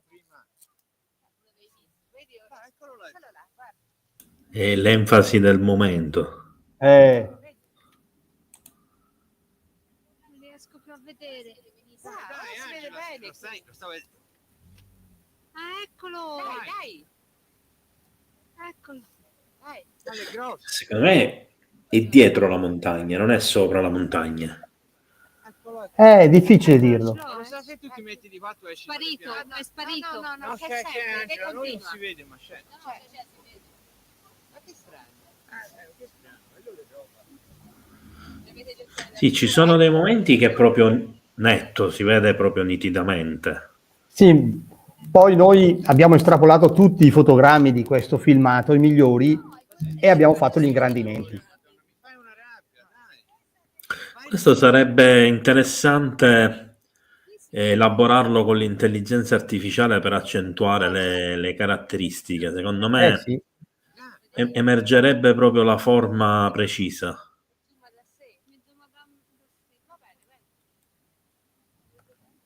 Adesso il filmato dura pochi minuti,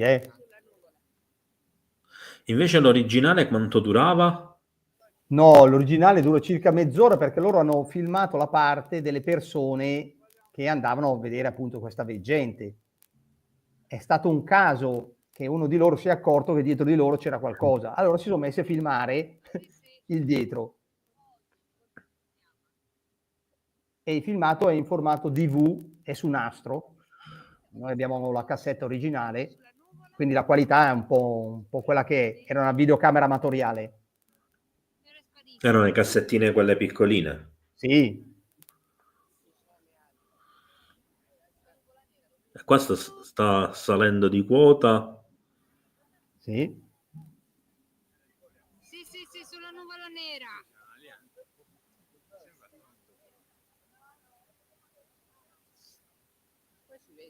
Beh, questo è interessante, dura tanto. Quindi pensavano a un pallone meteorologico, pensavano a un aliante, che non erano andati lì proprio per vedere un UFO, sinceramente. Beh, un aliante è impossibile. Pallone sonda sarebbe stato verticale, potenzialmente o tutto bianco o tutto grigio, ma visibile. A questa distanza sarebbe stato ben visibile. E alla lunettina, il rosso. Poi c'è chi lo vede rosso, chi lo vede bianco, anche lì non si è mai capito bene.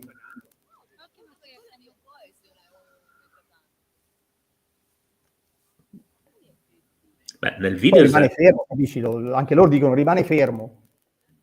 nel video sembra metallico che riflette la luce.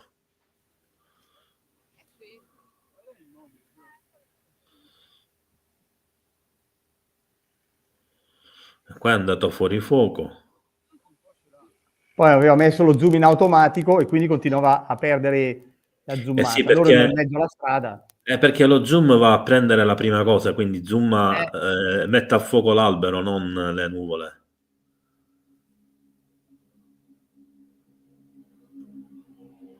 Adesso dovrebbero riuscire a riprenderlo meglio negli ultimi momenti.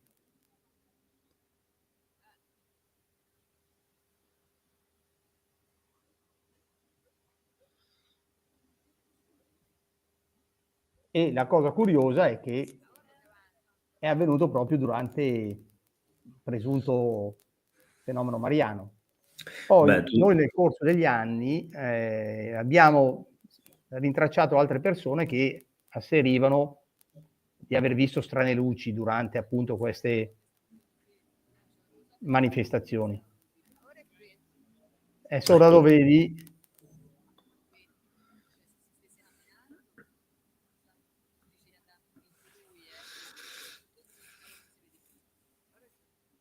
E qui finisce il filmato di Ostina. Per quanto riguarda appunto il discorso della... Adesso interrompo la condivisione. Per quanto riguarda appunto il discorso, io potrei farvi vedere anche altre elaborazioni, se volete, estrapolate dalla lunga serie. Questo è un video tagliato ovviamente perché non potevo mica farvi vedere mezz'ora di video. Se volete vi posso far vedere altre elaborazioni fatte sul caso di Ostia, dove si vede meglio. Se vuoi io te lo faccio vedere, Gabriele, non c'è nessun problema. La cosa curiosa appunto è che siccome noi pensavamo che anche lì la gente avesse visto, perché quando siamo andati a fare delle indagini tante persone si arrivano, ma ho visto il sole roteare, ho visto, sai, il miracolo del sole, no? E poi abbiamo anche recuperato nel corso degli anni alcuni filmati. Il problema è che, devo dire la sincerità, quando la gente si metteva a filmare il sole, poi secondo me andava un po' in tilt tutto, sia gli occhi che il sensore, e quindi si diceva, no, guardate, non riprendete il sole o non fissate il sole con gli occhi, prima perché non fa assolutamente bene, si rischia anche di diventare ciechi, e poi comunque il sensore va in saturazione, non si vede più niente. E quindi queste testimonianze le abbiamo scartate, mentre altre testimonianze le abbiamo prese, e quindi di persone che asserivano di vedere strani oggetti nel cielo, simili a quello che abbiamo visto adesso, quindi piccoli, diciamo, punti bianchi o oggetti bianchi, proprio sopra Ostina, proprio durante appunto queste manifestazioni mariane. Che dire, hanno a che fare con la fenomenologia mariana, come la casistica mondiale ufologica racconta da tanto tempo, oppure sono solo casualità? È una bella domanda questa, sinceramente non abbiamo una risposta. Noi abbiamo più volte sentito anche un esperto di fenomeni mariani, un nostro amico di fenomeni mariani, che ha girato veramente l'Italia ma anche all'estero proprio per studiare questi fenomeni mariani, e ci ha detto che non sempre avvengono questi, diciamo, avvistamenti di oggetti durante le manifestazioni mariane. In alcuni casi sì, in alcuni casi no, e non dipende tanto dalla credibilità o meno dell'evento. A volte succede, a volte non succede, indipendentemente. Quando gli abbiamo parlato di Ostina, lui conosce bene Ostina, conosce anche la veggente, e quando gli abbiamo fatto vedere l'oggetto, il video, completo ovviamente, e le elaborazioni, anche lui era stato un po' così, ha detto, ma è difficile sostenere che sia un semplice pallone. Poi se vuoi vi faccio vedere le elaborazioni prese dai fotogrammi singoli. Il problema è perché questi fenomeni avvengono durante questi eventi pseudomariani. È un interesse del fenomeno ufologico verso la fenomenologia mariana, oppure si sta parlando di un'altra faccia dello stesso fenomeno? Oppure sono questi oggetti qui che servono per ricreare tale fenomeno? Non dimentichiamo il caso di Fatima, ad esempio, il caso di La Salette in Francia, e molti altri casi, insomma. Non abbiamo una risposta. Una risposta non ce le abbiamo noi. Chi dice di avere risposte, secondo me un po' esagera, però non si può negare il fatto che ci sono questi eventi. Cioè io ad esempio vengo da un paesino, sono abitato, che è famoso perché c'è stata un'apparizione mariane negli anni 40-44, apparizioni mariane, dove la gente anche lì asseriva di vedere il sole girare, i fenomeni qua e di là, e ovviamente ho conosciuto diverse persone che hanno asserito quando erano giovani, persone anziane che ormai non ci sono più, che erano presenti durante questi eventi.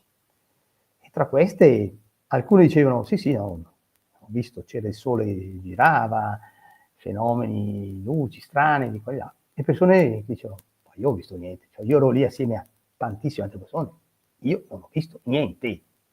Dire che per me la gente, cioè, capisci bene che è vero, la suggestione è un forte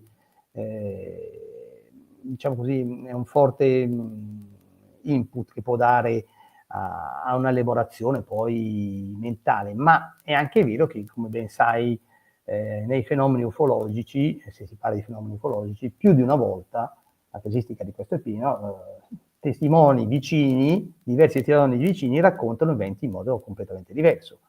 o addirittura chi non lo vede, pur essendo lì a fianco il testimone che lo vede. Quindi perché questo avviene?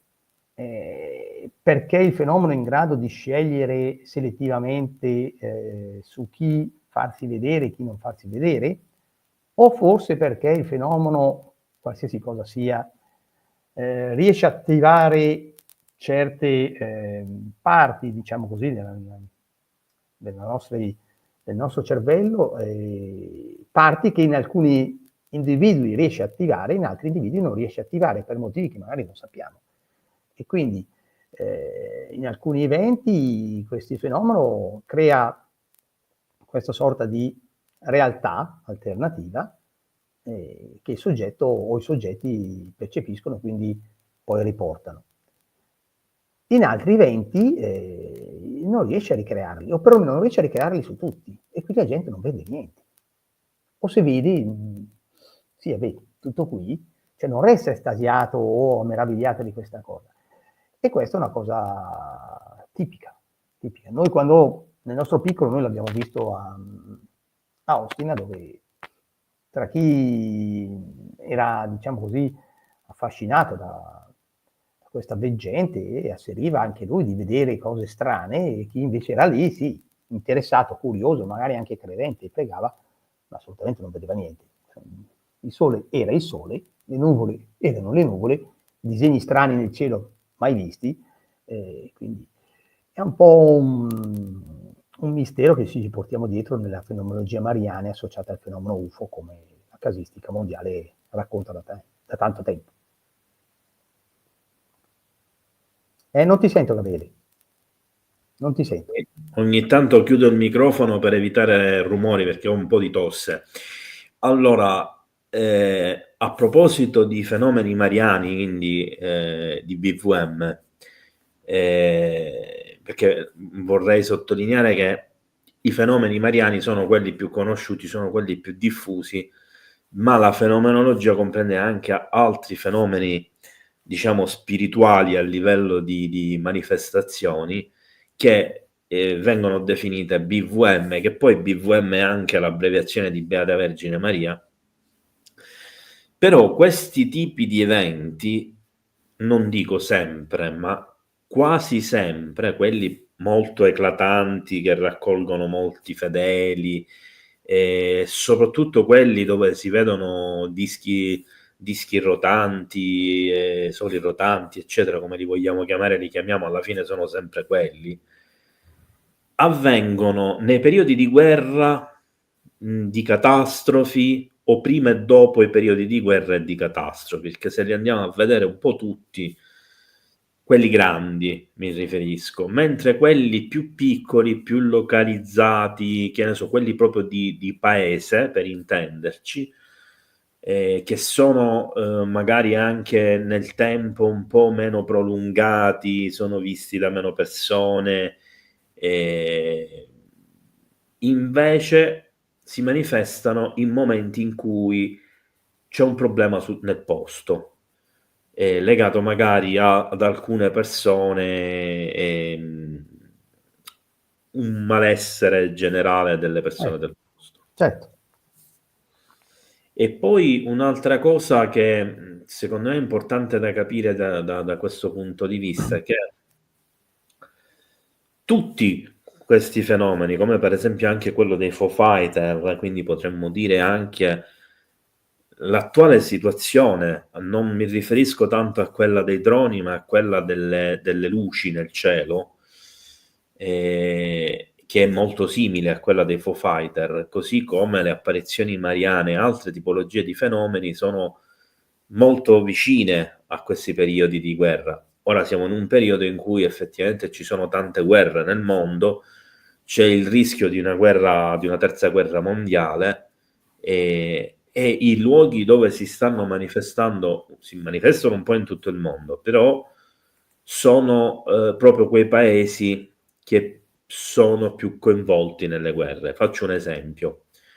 Quando c'è stata l'invasione russa, tra virgolette, invasione russa dell'Ucraina, in quei mesi, settimane, ci sono state una quantità impressionante di manifestazioni spirituali e paranormali nella fascia all'interno dell'Ucraina e della Russia, vicino al confine tra i due paesi. Come a sapere che da un momento all'altro sarebbero cambiate le cose. E io mi ricordo, perché uno di questi video ce l'ho qui sul canale, che ci fu una importantissima manifestazione dentro una chiesa che fu filmata dalle videocamere di sorveglianza, dove prese a fuoco il calice, che c'era un calice posato al centro di un altare, e si forma questa fiamma. La fiamma ad un certo punto esce così, sembra che prende fuoco tutto quello che ci sta attorno, quindi diciamo la tovaglia che ricopre i paramenti, eccetera, ma in realtà non brucia nulla. Poi ad improvviso sparisce tutta la fiammata, rimane di nuovo solo quella all'interno del calice e poi si estingue e si vede uno strano fumo, che qualcuno ci vede una presenza praticamente all'interno della chiesa. E questo è un chiaro fenomeno di poltergeist, e i poltergeist spesso si manifestano vicino ai luoghi dove ci sono state apparizioni mariane, eccetera, eccetera. Questo lo dico perché quando è capitato di partecipare a delle conferenze dove si parlava proprio dei fenomeni paranormali, che io ovviamente sostengo che non sono paranormali, non sono neanche anormali, sono normali ma che non sono ancora spiegati dalla scienza, che è una cosa ben diversa. È diverso, certo. Che alla fine l'ufologia è un fenomeno paranormale, perché è una manifestazione che ancora diciamo che non viene spiegata, diciamo. E quindi tutte queste manifestazioni secondo me stanno all'interno dello stesso calderone. Poi ovvio che hanno delle sfaccettature che sono differenti, sfociano magari in qualcosa di diverso, però sono tutte lì raggruppate. Tu cosa pensi di questa tipologia di manifestazione in questi momenti in cui ci sono appunto questi rischi gravi di guerre, catastrofi, eccetera? A cosa pensi che siano dovuti? Ma penso che indipendentemente dall'origine del fenomeno, questo sicuramente mostra un interesse, chiamiamolo solo così, diciamo solo un interesse. Mostra chiaramente un interesse sulle situazioni sociali che coinvolgono l'uomo in generale. Perché attenzione bene, si fa presto sempre a dire, ma nei teatri di guerra, vuoi che siano, saranno aerei spia, saranno droni, saranno palloni sonda spia, saranno quello che volete. Ma immancabilmente nei teatri di guerra ci sono questi fenomeni. Sono stati segnalati anche più volte nel conflitto israeliano-palestinese, che da diversi mesi sta rendendo insanguinato tutto il Medio Oriente. E non solo lì. Sì, si può dire, certo, ammettiamo che siano tutti aerei spia, ammettiamo che siano tutti droni, ammettiamo quello che volete, ma non si può negare il fatto che comunque la casistica ufologica mondiale racconta che spesso, quando ci sono eventi importanti di ampia portata o di ampie ricadute sociali mondiali, spesso avvengono, cioè si vedono cose, oggetti, luci strane non identificate in certe situazioni nei cieli. Io penso che, ripeto, indipendentemente dall'origine ipotetica che si può dare al fenomeno, questo è sicuramente interessato a cosa accade. Poi è interessato a cosa accade perché si diverte a guardare i pesci nell'acquario cosa fanno? Va bene, si diverte a guardare i pesci nell'acquario. Oppure è interessato perché non vuole che i pesci nell'acquario comincino a fare troppo casino e poi mi buttano fuori l'acqua dall'acquario, no, non voglio, o che si ammazzano troppi pesci nell'acquario, poi io cosa faccio senza acquario? Devo ributtarci dentro i pesci? Insomma, anche no. Non entriamo in questo discorso, che è meglio. Fatto sta che effettivamente non si può negare che vi è un interesse. Non interagisce, o perlomeno se interagisci in modo indiretto. Sicuramente se dovesse interagire in modo diretto è perché è obbligato a farlo per eventi che potrebbero poi causare problemi ben maggiori di gestione. È una frase un po' sibillina, ma va bene così. Allora, Pietro, ci sono due domande sicuro Sì. per te. Allora, Sì. una riguarda il caso. Tra l'altro la Liga stava andando, quindi spero che non sia già andata, su Zinasco. Il tempo potrebbe essere stato perso tra il bar e la casa e potrebbe il nascondino del signore aver salvato gli animali della fattoria da eventuali mutilazioni, eccetera? Allora, per quello che sappiamo, lì non è mai accaduto nulla. Teniamo presente che comunque in quegli anni la provincia di Pavia è ricca di avvistamenti, riportati da molti giornali. Addirittura anche di casi di incontri con entità di R3. C'è un caso eclatante dove un gruppo di persone, un ristorante, siamo sempre in quegli anni, vede all'improvviso uno strano oggetto che arriva sul piazzale del ristorante. Spaventati chiamano i carabinieri. Arrivano i carabinieri, vedono l'oggetto, spaventati, tutti spaventati, chiamano anche la polizia. Arriva pure la polizia e tutti vedono questo oggetto. Ufficialmente questo caso non esiste, perché non ci sono rapporti di questo caso, che almeno, non vorrei dire una cosa per un'altra, non mi risulta che siano mai stati rilasciati rapporti ufficiali, però il giornale lo riporta, con tanto il nome e cognome dei proprietari e titolari. Abbiamo anche una copia di questo giornale recuperato, ma si trova anche in rete, con un po' di ricerca si trova anche in rete. È un caso eclatante. Diciamo che Pavia in quegli anni lì era una zona molto calda, molto calda. Negli anni 90 era una zona probabilmente tra le più calde d'Italia. È stata una serie di eventi molto molto importanti.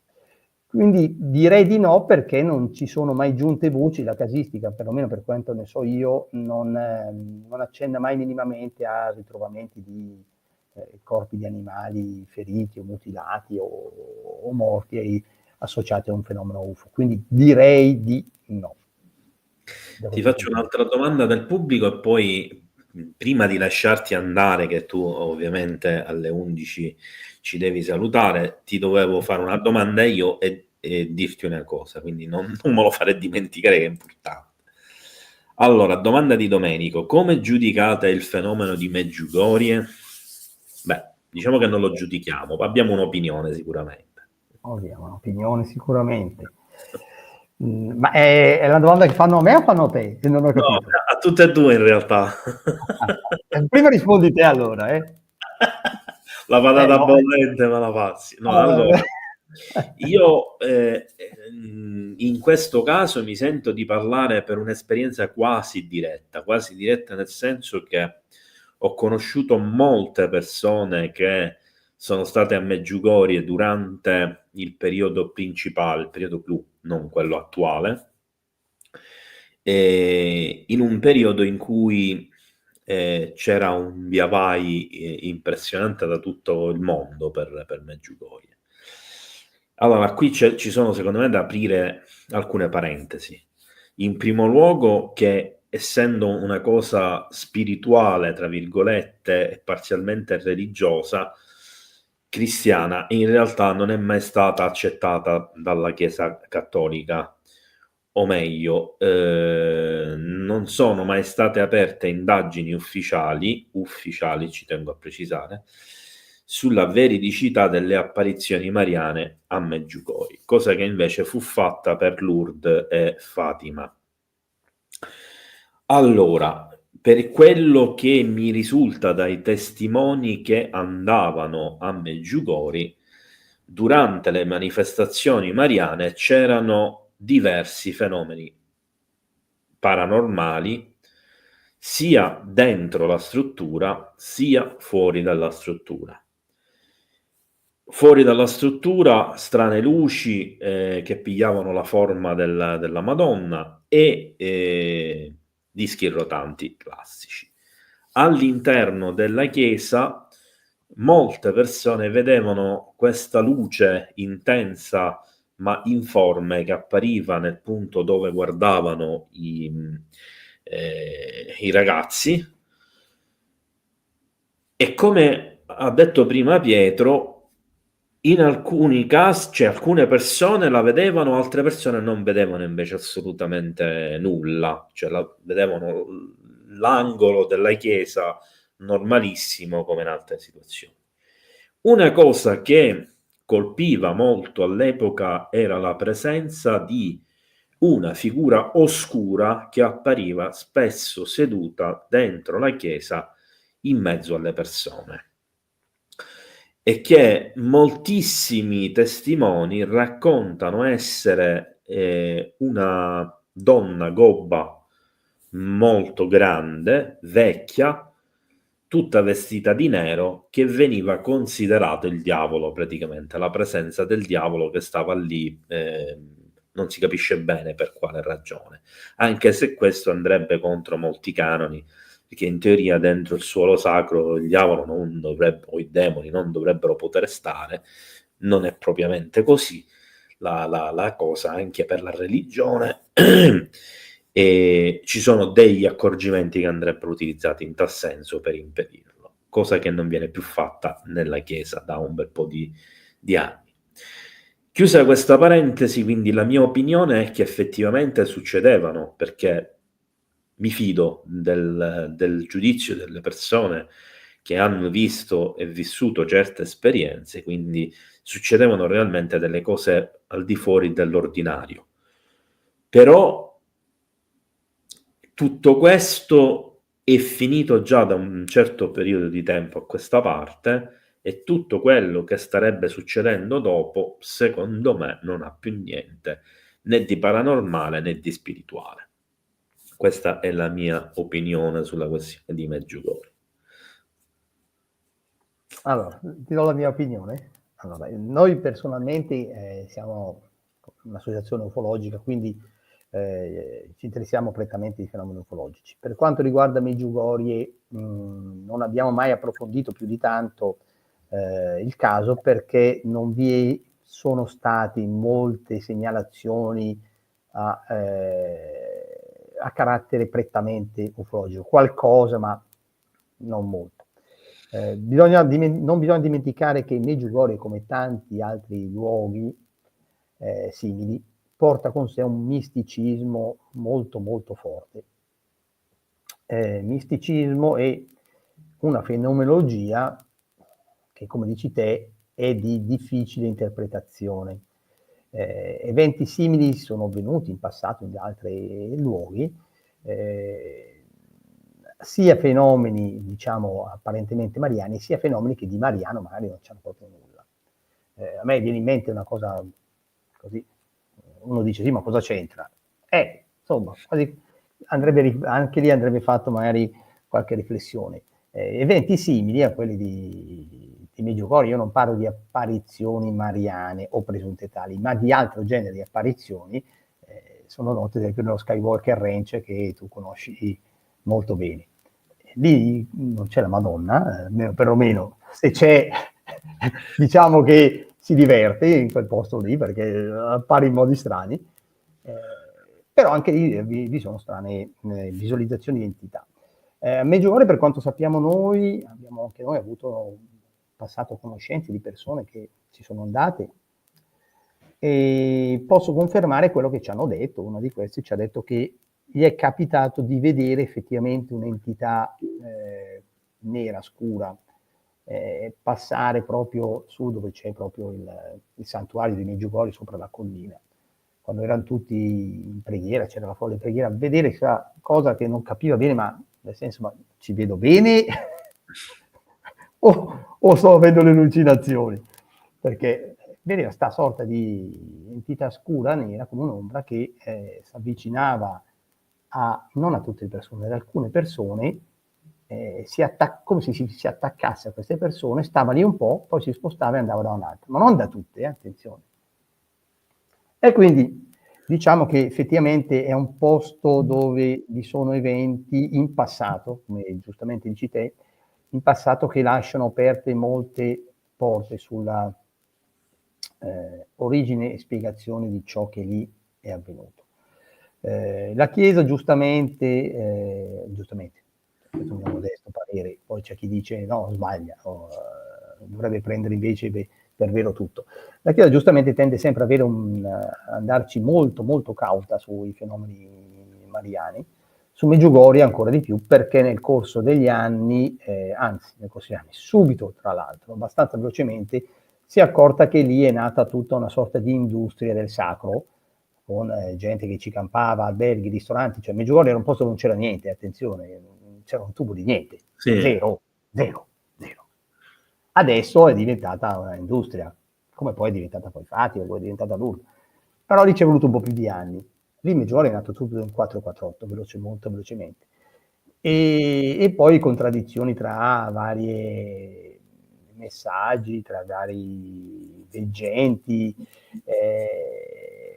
insomma, inchieste, scandali che hanno investito anche prelati. Gabriele non ne sa molto più di me. Quindi sì, effettivamente direi che in passato ci mettiamo un bel punto interrogativo, perché è uno di quei posti dove probabilmente non verremo mai a conoscenza di ciò che effettivamente è avvenuto, se non quando, dico io, avremo conoscenza anche di altro genere di fenomeni. Ma non perché la genesi sia la stessa, attenzione, ma perché probabilmente avremo raggiunto quella conoscenza tale di una fenomenologia, non mi piace il termine neanche a me di definire paranormale, di una fenomenologia avremo una conoscenza tale che potremmo finalmente capire che siamo tanti livelli diversi di realtà, ok? Noi viviamo su un livello, adesso qui i cicappini mi massacreranno, che diranno no, cosa sta dicendo? Mi dispiace per voi cicappini, ma è un problema vostro, non è un problema mio. La scienza arriverà anche lì, e quando ci arriverà farete la figura dei fessi, ma quello lo fate da sempre. E quindi viviamo su diversi livelli di realtà, e noi abbiamo questa, e è difficile spostarsi da questa, perché presuppone tutta un'evoluzione non solo fisica ma anche spirituale, bla bla bla bla bla. E poi vi sono altri generi di realtà. Ecco, diciamo che alcune realtà riescono in qualche modo a interagire con noi, più o meno direttamente. Alcune molto direttamente, altre no, altre velatamente. E poi ci sono persone, come i sensitivi, come i medium, che hanno queste doti per cui riescono a interagire limitatamente con queste realtà. E sono quelle che poi ti vengono a raccontare le storie più incredibili di qualsiasi genere. Ecco, questo io penso che a Medjugorje in passato ci sia stata veramente qualcosa di anormale, che è durato anche, non è che sia durato una settimana o un mese, è durato anche. E poi la cosa sia andata a scemare, ma che ovviamente il carrozzone va avanti da sé, come cantava Renato Zero. E anche lì c'è stata la guerra, c'è stato il genocidio, la pulizia etnica e tutto lo schifo. No. E allora Pietro, io oggi ti avevo chiesto di vederci qualche minuto prima, perché ti dovevo dire una cosa, visto che non c'è stato modo, perché abbiamo avuto qualche inconveniente tecnico e quindi abbiamo dovuto porre rimedio. Allora, io sto organizzando qui sul canale una live dove vorrei diciamo invitare, in realtà aspettavo proprio di fare la puntata con te per invitare anche te, una puntata in cui saremo credo in 6 a discutere della situazione attuale, dove ci esprimeremo ognuno con la propria opinione, eccetera. Se tu vorrai essere con noi, ovviamente sei ben gradito. posso dire già che sicuramente ci saranno Massimo Cirami, Andrea Dalbonne, che tu dovresti conoscere, Certo.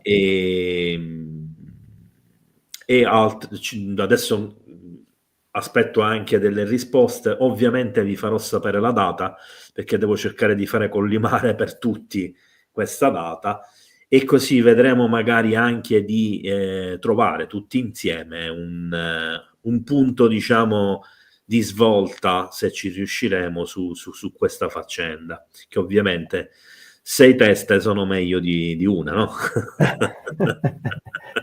Perlomeno speriamo, dai, speriamo. Dovrebbe essere così.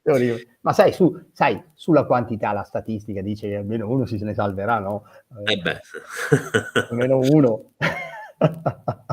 Vabbè, Pietro, No, sì, allora volentieri, non c'è problema, Gabriele, guarda, volentieri. poi ti faccio sapere. Sì, Allora, sì, io sì. ti ringrazio di cuore, ovviamente non ti trattengo ulteriormente. Però guarda, come sempre, sai, io alla mattina mi alzo presto, ma domattina neanche a farlo apposta, devo essere a Bologna per le 8 e mi alzo ancora più presto. Ok, allora, siccome ti hai detto che ti alzi più presto, ora ti trattengo qualche minuto Bravo. in più. Giusto, è giustissimo. No, ti dovevo fare No, questa no, domanda tranquillo, fai in pure. chiusura. E io in realtà poi rimango qui per rispondere ad altre domande fuori tema che non c'entrano niente con la tematica di Ma oggi. allora, io diciamo che se hai un paio di domande ti rispondo ancora No, volentieri. sono in realtà tutte domande su argomenti di ufologia di attualità. No, a me interessava farti questa domanda perché sono sicuro che interessa a molti, e nelle scorse live in molti me l'hanno chiesto. Sì. Ti risulta che in questo periodo ci sia attività o aumento di attività in Val Malenco o in zone limitrofe? Allora, un aumento di attività no, però ci sono stati in questi ultimi 10 giorni dei curiosi fenomeni aerei anomali che abbiamo ripreso grazie al nostro progetto VUT,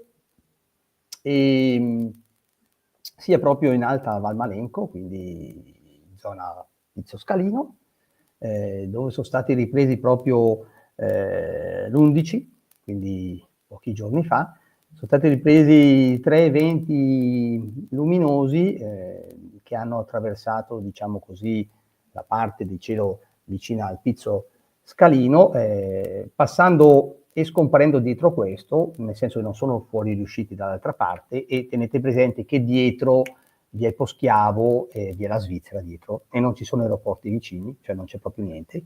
L'aeroporto più vicino è molto più lontano, e quindi a orari, tra l'altro, orari un po' assurdi, alle 5:20 del mattino, sono stati avvistati, uno addirittura in volo orizzontale curioso e 2 in volo diagonale con proprio discendente proprio verso il Pizzo Scalino, verso il dietro del Pizzo Scalino, dalla parte svizzera.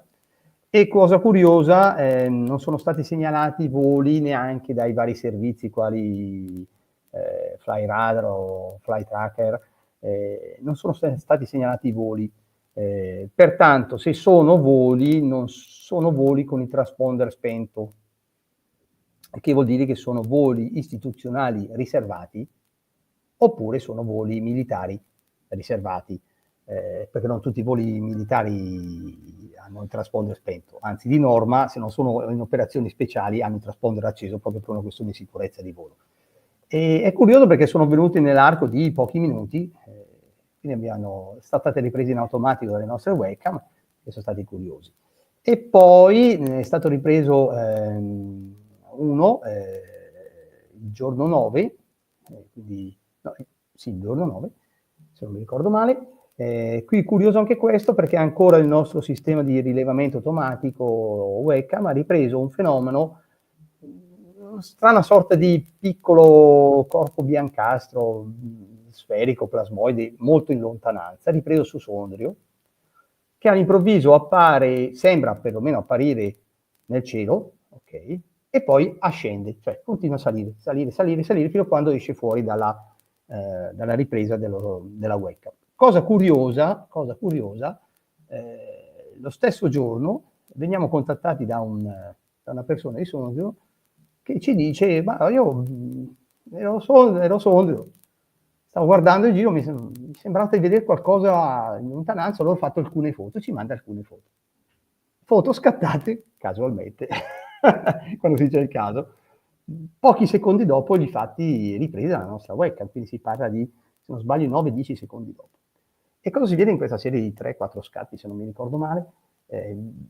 Lui ha detto: guardate, in fotografia si vede quasi niente, ma guardate, vi posso dire che se no non scattavo le foto, le ho visto, se no non lo scattavo, e ci crediamo. Quindi adesso dobbiamo andare a recuperare le fotografie, le abbiamo già recuperate, dobbiamo risentire meglio la sua testimonianza, e ingrandendo si vede una sorta di piccolo sferetta bianca, un oggetto un po' di forma indefinita, che nello scatto successivo si divide in 3, quindi ce n'è una a destra, una a sinistra e 2 e sono divise. Nello scatto successivo di nuovo da 3 diventano 2, ma sono scatti successivi, attenzione, non sono scatto e dopo 10-20 secondi faccio un altro, no, sono scatto, cioè hanno un secondo di distanza. Nel terzo scatto, da 2 ritorna a essere una sola, e nel quarto scatto non c'è più niente. E lui ha detto: ma io prima di scattare avevo visto questa cosa in lontananza, ho detto: ma cos'è? Non riuscivo a capire cos'era, era lontano, effettivamente dalla ripresa fotografica si vede che è a distanza, quindi non si può dire assolutamente cosa sia, però si può dire che questo è una cosa curiosa, perché non mi risulta che ci siano tanti oggetti che nell'arco di pochi secondi da 1 diventano 3, poi diventano 2, poi torna a essere 1 e poi sparisce. E il bello è che appunto 10-15 secondi prima la nostra webcam aveva ripreso nella stessa posizione su Piateda, che è una zona appena fuori Sondrio, e questo strano fenomeno di questa sorta di corpo biancastro, piccolo, globo, chiamalo come vuoi, che sembra apparire all'improvviso durante la ripresa, e poi si vede chiaramente che sale in quota, non si allontana, sale in quota, perché dura circa 15 secondi la ripresa e resta sempre visibile fino a quando esce dalla schermata della web. Sì. Questo è quello che posso dire per quanto riguarda la Val Marenco. Non abbiamo avuto al momento segnalazioni di ulteriori o maggiori attività, però questa qua non posso negarla, che è stata ripresa l'11 in Alta Val Marenco, queste 3 strane luci, e dietro, ripeto, non c'è nulla, non ci sono aeroporti, e poi questa qua su Sondrio il giorno 9. Allora, a me è stata segnalata da un utente qui del canale una sfera, ho diciamo potuto vedere già il video, anche se non ho potuto fare analisi eccetera, una sfera rossa visibile da almeno 10 km di distanza in territorio italiano, dal lato confine della provincia di Lugano, quindi il lato del confine svizzero. Per quanto è lontana, il punto dove si trova è ovviamente al buio, eccetera, sarà grande almeno 4-5 metri, anche di più. Questa cosa la sto valutando. In Svizzera in questo periodo ci sono stati tantissimi avvistamenti di sfere luminose, e diverse persone mi stanno riferendo di questa tipologia di stranezza, cioè di sfere di plasma che si uniscono, si scompongono, diventano 1, 2, 3, 4, poi si raggruppano e poi diventano magari di nuovo una e poi se ne va. Quindi la dinamica sembra essere la stessa. Sì. Direi che è molto simile. Tra l'altro ripresa di giorno, cioè questa di Sondrio è ripresa alle 8:40, 8:35, 38, 8:40 del mattino. Era già giorno. Sì. Bene. Fammi sapere se sai qualcosa di più. Ah sì, quello sicuramente. Va bene Pietro, io ti ringrazio nuovamente. E ringrazio tutti gli amici di UFO News. Un abbraccio, allora poi mi faccio sentire, ti do quella data e ci organizziamo. Perfetto, quando vuoi. Grazie Un ancora, Gabriele. abbraccio, buonanotte, ciao. Ciao, grazie. Allora, ragazzi, io rimango qui con voi ancora, così rispondo a un po' di domande che erano completamente fuori tema. Allora, domanda: che differenza c'è tra orbs e plasmoidi? Suppongo, Paola, che questa domanda viene fuori per via di diverse affermazioni che vengono fatte, che ho fatto anche io all'interno dei video del live, eccetera, il tanto amato eccetera che alcune persone non sopportano che io dico, ve lo dico apposta. E la differenza è nel contenuto, in quanto esteticamente sembrano la stessa identica cosa, con l'unica differenza che mentre l'orbs, in realtà l'orb perché è singolare, viene visto sempre di colore bianco, di luce, i plasmoidi, che normalmente sono bianco-gialli, possono mutare colore e prendere qualsiasi colorazione. Tra l'altro, a secondo della colorazione, sembra, perché non si può dare nessuna certezza in tal senso, che il modo di agire, il comportamento sia differente. Per esempio, quelli azzurri si avvicinano di più alle persone, quelli rossi sono quelli che diciamo, manifestano più lontani, cioè si avvicinano meno.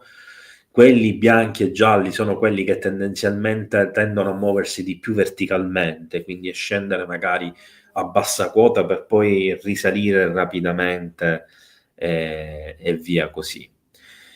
Dicevo il contenuto perché mentre il plasmoide sarebbe composto totalmente da energia, e questa energia che si dovrebbe disperdere viene trattenuta da un campo elettromagnetico, mentre l'orb sarebbe il frutto di una trasformazione e di conseguenza di un oggetto che avrebbe la capacità di prendere diverse forme e che sia quindi intelligente. Io ci vedo delle sfaccettature, cioè secondo me la distinzione non è così netta e all'interno delle due categorie ci sono delle sottocategorie. Per esempio, se parliamo di plasmoidi, andrebbe fatta una distinzione tra un'eventuale entità senziente, tra virgolette, che proviene da fuori dalla nostra atmosfera rispetto invece a quella che è quella creata in laboratorio.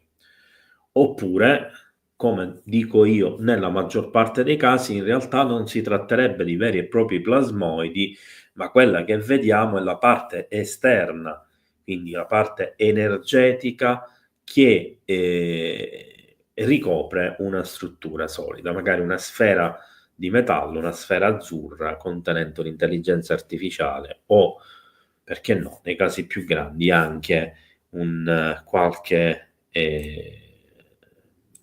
extraterrestre. Gira la notizia di fuga di qualcosa dal CERN. Opinioni in merito, real o fake? Allora, Eclipse a 1000. Io ho letto qualche trafiletto perché non si trovano articoli su questa notizia. C'è un video che è diventato virale su YouTube, di conseguenza molti ci hanno fatto i video su TikTok, e tutto credo che parta proprio da quel video. Il video trae delle considerazioni attraverso delle dichiarazioni di un sedicente scienziato che avrebbe detto delle cose su cui poi si costruisce 30 minuti di video. Personalmente, avendo fatto un video dove si parla in una live delle affermazioni fatte da una scienziata che parla proprio dei portali del CERN, e vi invito a vederlo se siete interessati a questo argomento, ma ne parlavo leggendo appunto degli articoli con tanto di dichiarazioni della scienziata, con tanto di citazioni della scienziata, che tra l'altro ha rilasciato e sono visibili in rete tantissime interviste video che sono tradotte in italiano. Lei è una scienziata svizzera. Nel caso invece in oggetto tutto questo viene a mancare, e questo ci deve far riflettere sulla notizia e su ciò che eventualmente ci sta alle spalle. Per me si tratta di un falso. Io penso che alcuni droni sono stati costruiti con retroingegneria. Tu che dici? Allora, Emanuel, ufficialmente lo dicono in tanti, compreso membri del Congresso degli Stati Uniti, che alcuni dei droni sarebbero probabilmente o retroingegneria o extraterrestri, il che li pone ad un pari livello tecnologico. Sempre parlando di droni, attenzione, non sto parlando di astronavi. Quindi questa possibilità c'è, ma attenzione a distinguere sempre il fenomeno dei droni da quello dei plasmoidi, degli orb e degli altri UFO. Allora, domanda di Franco: cosa potete dire di Stradella e di alcuni esponenti del CICAP che erano presenti in una riunione in una sala adiacente? Franco, non so a cosa stai facendo riferimento, io non ho la più pallida idea di quale sia questa riunione del CICAP in questo luogo. Non è che c'era qualche discussione magari in chat di cui io non ho visto nulla, perché così proprio non so di cosa stai parlando. Quindi se poi eventualmente scrivimi. Allora, domanda di Ivan: secondo voi il missing time è conseguenza della tecnologia che piega spazio-tempo e quindi fa effetto anche sulla materia circostante, o in questo caso è soggetto che non avverte il tempo? Allora, Ivan, ci sono due tipi di missing time, e questo non lo sentirai dire spesso da ufologi e dai ricercatori, neanche quelli di fama internazionale e di fama nazionale. Allora, i due tipi di missing time riguardano l'assenza temporale e la mancanza di ricordi in quel tempo mancante, che sono due cose diverse. Possono esserci tutte e due insieme o una sola delle due a secondo del caso. Questo è un fattore importante per chi studia la questione delle abduction, ed è per questo che in molti casi io spesso dico a chi non le studia, a chi non ha a che fare con gli addotti, di evitare di dire delle cose, diciamo, che vanno contro chi invece se ne occupa, commettendo degli errori di divulgazione. Allora, il tempo mancante è la mancanza di ricordo di quello che è accaduto da tot ora a tot ora.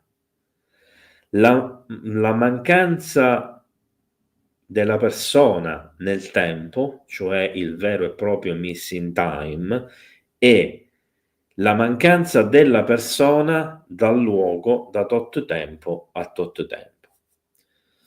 Allora, questa seconda cosa riguarda il prelevamento di una persona che viene portata altrove e quindi fisicamente manca dal luogo dove si trovava per minuti, ore o giorni. La mancanza di ricordo invece è: io mi ricordo di essere stato qua e di non essermi mosso, ma l'ora mi dice che sono passate 5 ore, per dire, e io non ho ricordo di queste 5 ore che sono passate. Si presume che queste due tipologie di fenomeno siano generate da qualcosa di diverso, da una situazione differente. anche se potrebbero essere la conseguenza di uno stesso tipo di energia o di forza. La prima potrebbe essere dovuta al fatto che il movimento interdimensionale spazio-temporale di un oggetto dentro tu dove vieni portato porta ad uno sfasamento temporale e quindi a una non coincidenza dal momento in cui sei stato preso al momento in cui sei stato lasciato. E questo è un effetto molto simile a quello che sarebbe venuto con l'UFO crash di Roswell. Il secondo è un evento che in genere subiscono alcune categorie di addotti, ma non solo,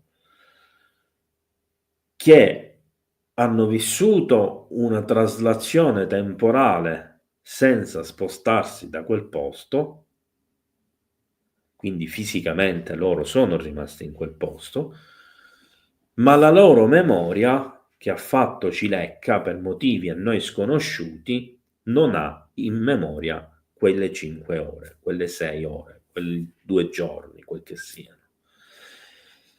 E di questo non sappiamo assolutamente nulla. Sappiamo solo che le persone che in genere manifestano questa tipologia di fenomeno a sé stante sono le stesse che spesso manifestano altri fenomeni paranormali, come per esempio i déjà vu, come per esempio le premonizioni e via discorrendo.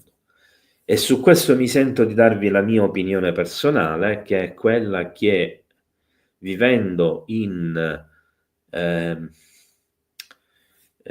posso spiegare, mondi e dimensioni che in qualche modo sono sovrapposte, quando queste coincidono, collimano o addirittura entrano una nell'altra in un determinato luogo, possono verificarsi di questi eventi dove noi ci troviamo tra 2 linee temporali, tra 2 dimensioni, tra 2 mondi e via discorrendo. Può sembrare follia un discorso del genere, può sembrare fantascienza, ma secondo me è una cosa alla quale prima o poi giungeremo anche a livello scientifico. Avete saputo, sembra che la Terra abbia una seconda luna. Allora, Jerry, non so cosa hai letto, ma a meno che nella giornata di oggi non è stata scoperta una seconda luna, in realtà noi fino a 5-10.000 anni fa avevamo una seconda luna, e questa seconda luna si è schiantata sulla Terra probabilmente nel momento in cui un altro corpo celeste ha preso la sua il suo posto. E qui dovrei parlare di dati, racconti e prove scritte in un libro che vi ho citato decine di volte, che è Mondi in collisione di Immanuel Velikovsky, dove si ammette che la Luna che noi conosciamo in realtà non apparteneva alla Terra, non si è mai dissociata dalla Terra, ma che quando si è inserita nella nostra orbita ha causato proprio la precipitazione della Luna terrestre, che era molto più piccola, e che probabilmente ha chiuso un ciclo e causato un'estinzione di massa.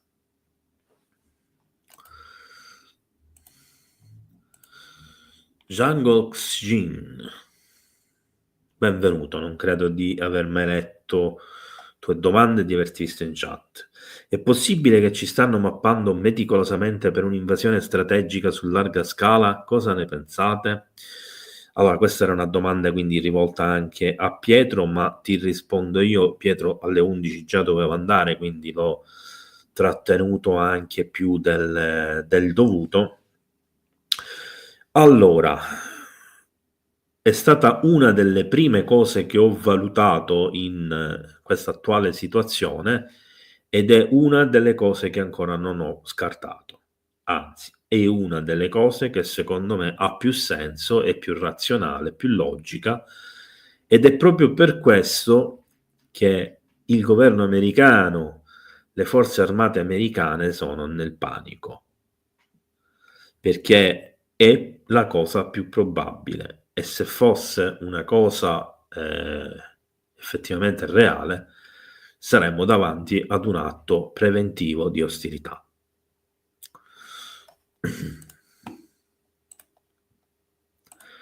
Avete mai considerato l'idea che gli UFO non siano alieni ma possono essere una forma di tecnologia avanzata sviluppata dall'uomo nel futuro come un paradosso temporale? Mi piacciono queste domande, Jungle. Allora, quando entri nel mondo dell'ufologia, e non mi riferisco alla passione di andare a leggere qualche articolo, di vedersi qualche documentario televisivo e qualche video di avvistamento UFO, ma mi riferisco ad un vero e proprio interesse che ti porta ad approfondire gli argomenti, non necessariamente a fare il ricercatore, eccetera, eccetera, ad approfondire gli argomenti. La prima cosa che impari è che una delle possibilità valutate a livello globale per quanto riguarda la presenza di una o più categorie di extraterrestri, in particolar modo una delle razze dei grigi, è che potremmo essere noi che veniamo da un futuro 1 milione di anni avanti.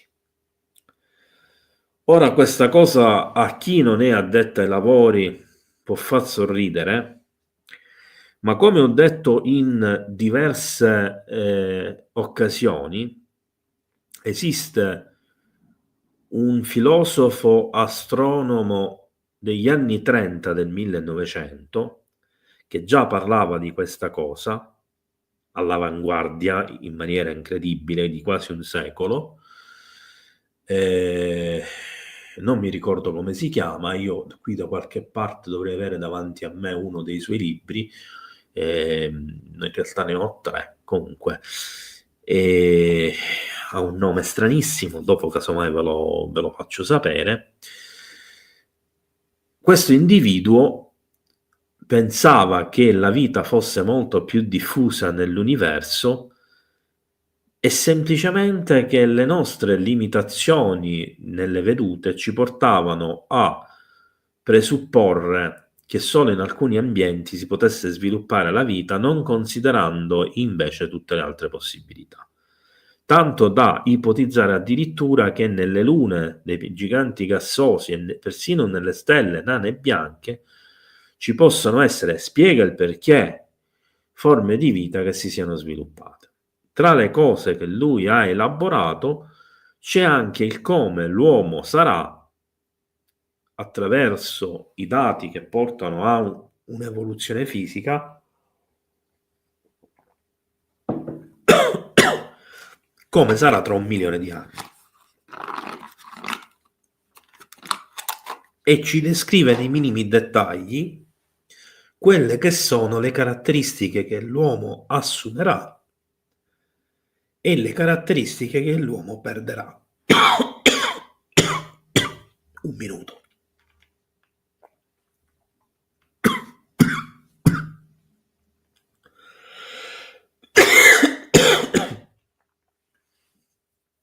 Datemi un minuto.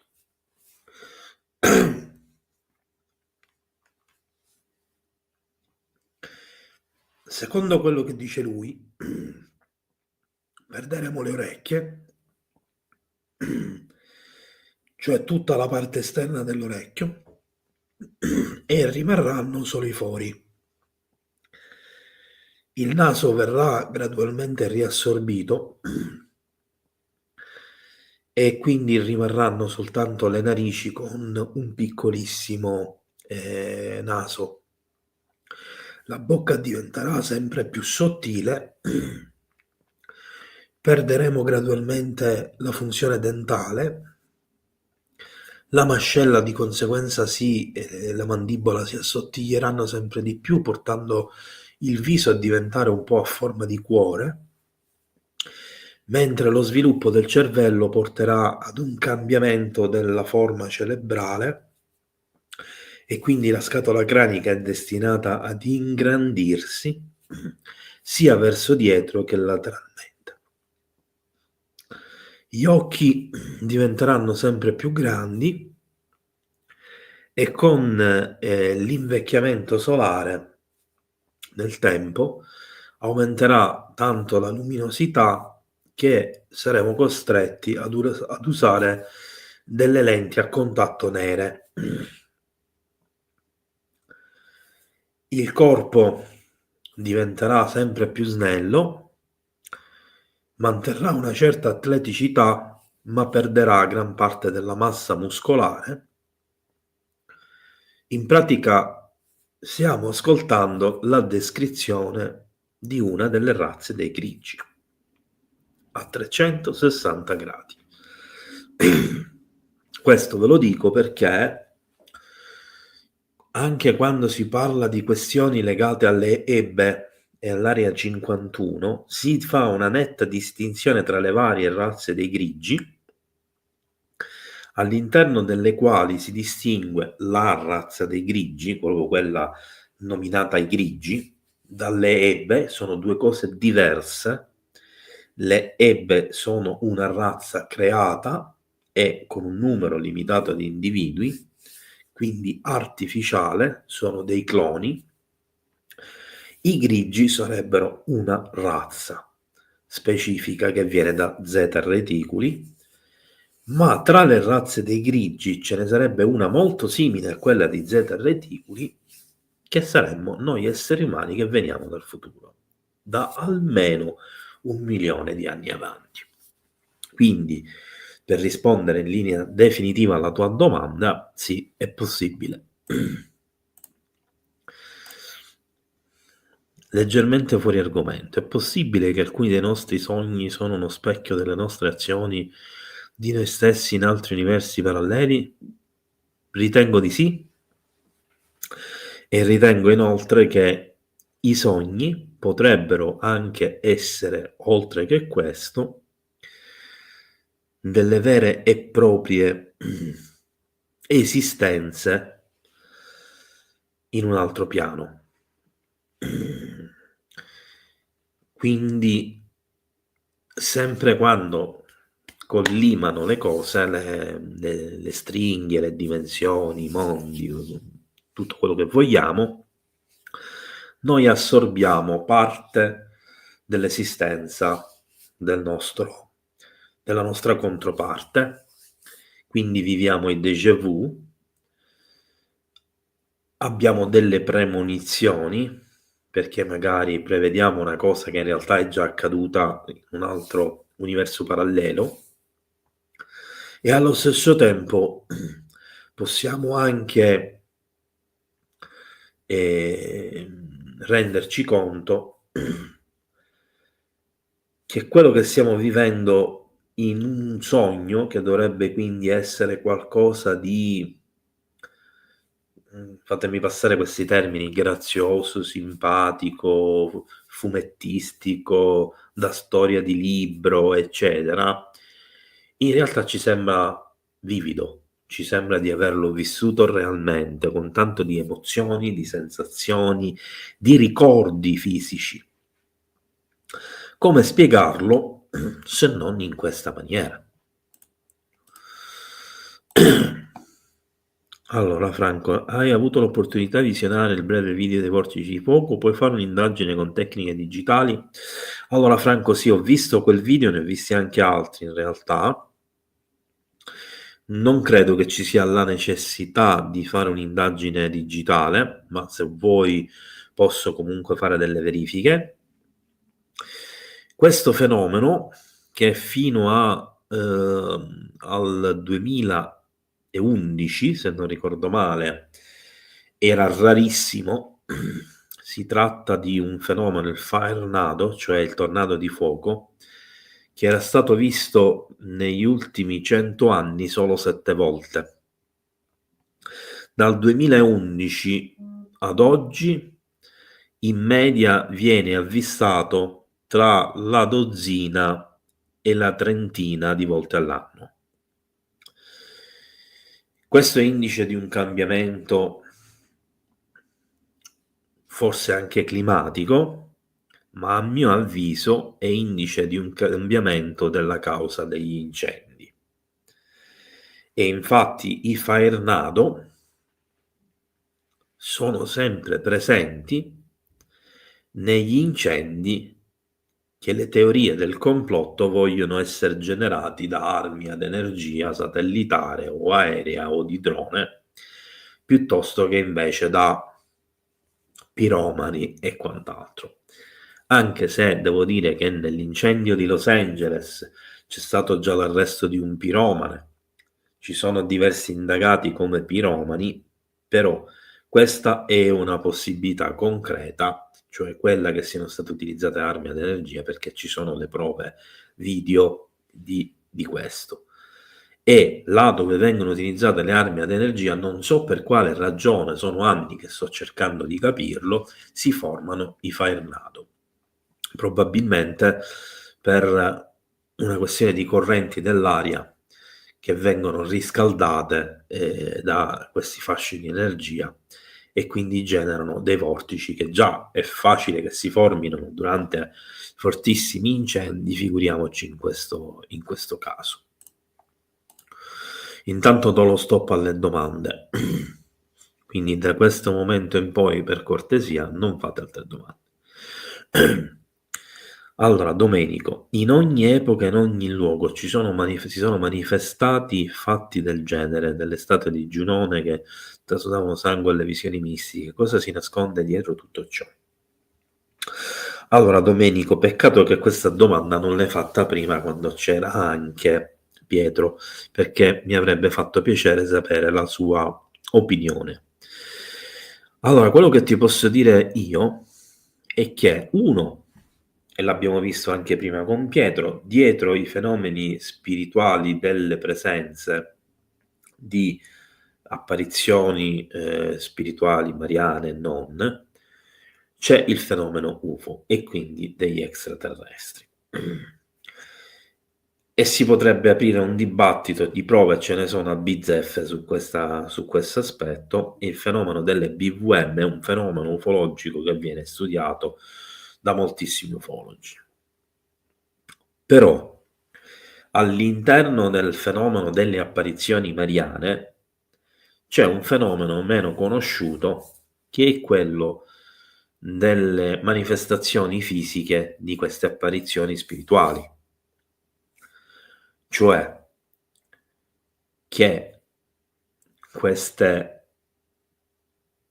manifestazioni non avvengono sul piano energetico spirituale come durante un'apparizione, ma su statue che rappresentano quelle divinità spirituali, religiose, eccetera. E questo è avvenuto in tutte le epoche. Per esempio, nell'epoca di 30-40 anni fa c'era la famosa Madonna delle Lacrime di Siracusa, ma ce ne sono state a decine che hanno pianto sangue, lacrime, eccetera, eccetera. Lo stesso vale anche per racconti legati a statue di divinità greco-romane o di altre culture antiche. Allora, come spiegare questo? O sempre come una manifestazione voluta dagli extraterrestri per creare, tra virgolette, una religione, oppure possiamo parlare di energie spirituali, mistiche, manifeste in quello che è lo strumento di canalizzazione di queste energie nel nostro piano, nel nostro mondo. Cioè, ci sono 30 persone intorno ad una statua che stanno realmente pregando, credendo di avere davanti la divinità, che riescono a manifestare e unire la loro energia ad un punto tale da avere una manifestazione fisica da quella statua che dimostra che effettivamente stanno vivendo un qualcosa di spirituale, e quindi questo qualcosa di spirituale in realtà viene dagli uomini che stanno pregando. Se facciamo un passo indietro nel passato e andiamo all'epoca degli dei, si dice, ma questo vale per tutte le culture, non solo per quella greco-romana, che la vitalità e quindi l'eternità degli dei era dovuta all'energia infusa dal credo e le preghiere dei fedeli. Cioè, più una divinità era adorata, pregata, riceveva doni, eccetera, più diventava vitale, potente ed eterna. E nel momento in cui tutto questo diminuiva, la divinità perdeva forza fino a diventare mortale e poter essere uccisa. Queste cose vengono romanzate per esempio in molti film, serie televisive. Ne cito una, Xena, per esempio, che per quanto possa essere una cosa fatta un po' così, no? Non è proprio una serie televisiva fatta benissimo, però c'ha degli spunti interessanti proprio da questo punto di vista. Quindi, secondo me, queste due possibilità sono tutte e due vere, tutte e due possibili, e possono anche essere collimanti tra di loro. Secondo me potrebbe essere considerato con più fiducia il caso amicizia? Allora, Andrea, la faccio breve. Io non credo nel contattismo. Ho conosciuto una marea di contattisti e finora non ne ho visto uno che mi ha fornito un elemento credibile, soprattutto nei casi eclatanti. Ho trattato il caso di Billy Mayer, dove purtroppo il 90% del caso è falso. Ho trattato quello di Georg Adamski, stessa identica cosa. Potrei citarne anche di italiani, ma voglio evitare perché si innescano polemiche. Il caso amicizia. Quali prove ci sono? Le foto sono state smontate da decine di inquirenti di tutto il mondo. Io stesso le ho visionate, le ho analizzate. Non c'è nessun alieno, si tratta di esseri umani fotografati con una tecnica di distanziamento, di proporzione della vegetazione, di angolazione che fa sembrare una persona di 1,80 m alta 4 metri. Questa non è una prova, è una prova che il caso è falso, così come tante altre cose. Però questo non significa che io non tratti l'argomento, non significa che io non mi esprima e non significa che io non dia la possibilità di parlare di queste cose. Anzi, per chi se n'è già accorto, ho fissato una live serale con la mia amica Alessia Lilith, dove presenteremo il suo fumetto proprio sul caso amicizia e dove le lascerò la possibilità di raccontarci il caso amicizia, nonostante io non ci credo. Perché se si fa informazione seria bisogna dare spazio anche alle cose che non ti interessano, a quelle che non ti sembrano serie, eccetera, perché l'informazione è informazione e bisogna essere corretti e coerenti anche in tal senso. Domanda di Stefano. Secondo voi gli UFO sarebbero in grado di creare un effetto simile ai Blue Beam? Allora Stefano, guarda, questa domanda proprio tu non la dovevi fare. Allora, che gli UFO possano avere la tecnologia di creare ologrammi sullo stile del Blue Beam mi sembra il minimo, cioè sono capaci di viaggiare nello spazio più profondo, di attraversare lo spazio-tempo, di passare direttamente da una dimensione all'altra. di andare attraverso l'acqua, il mare, persino la lava, le rocce, eccetera, di rimanere in sospensione in uno stato a cavallo tra la materia e lo smaterializzato, e poi non sono capaci di fare un ologramma, mi sembrerebbe una cosa ridicola. Certo che sì, ma non vedo il motivo per cui lo dovrebbero fare. Se il riferimento tuo vuole essere, come penso io, alle apparizioni mariane, non credo che le apparizioni mariane siano ologrammi. E spiego il perché di questo. Quando ci sono le apparizioni mariane o certe apparizioni spirituali, i cosiddetti mistici, cioè coloro che riescono a comunicare mentre sono in estasi con queste figure, vivono a cavallo di, potremmo dire, due dimensioni differenti, in quanto le loro percezioni sono al di fuori della nostra conoscenza, del nostro corpo, eccetera. Vi faccio degli esempi pratici. Quando cominciarono ad apparire cominciarono ad esserci le prime apparizioni mariane in Jugoslavia, Medjugorje, così come già era accaduto in altri casi, si usavano fare dei test, che sono gli stessi, in alcuni casi, che venivano fatti anche all'inizio, che cominciarono a essere fatte le ipnosi regressive, a verifica del fatto che una persona stesse realmente dormendo, mentre nel caso delle apparizioni mariane che stesse realmente in estasi.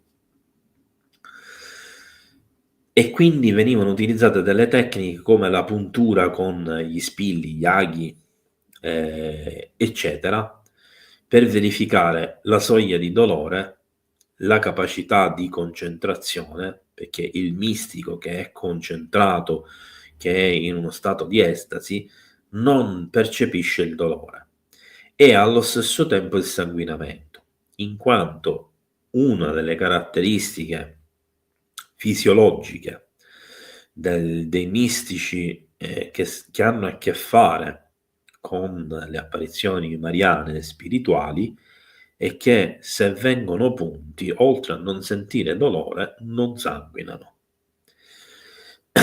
Allora, per riuscire ad arrivare ad un livello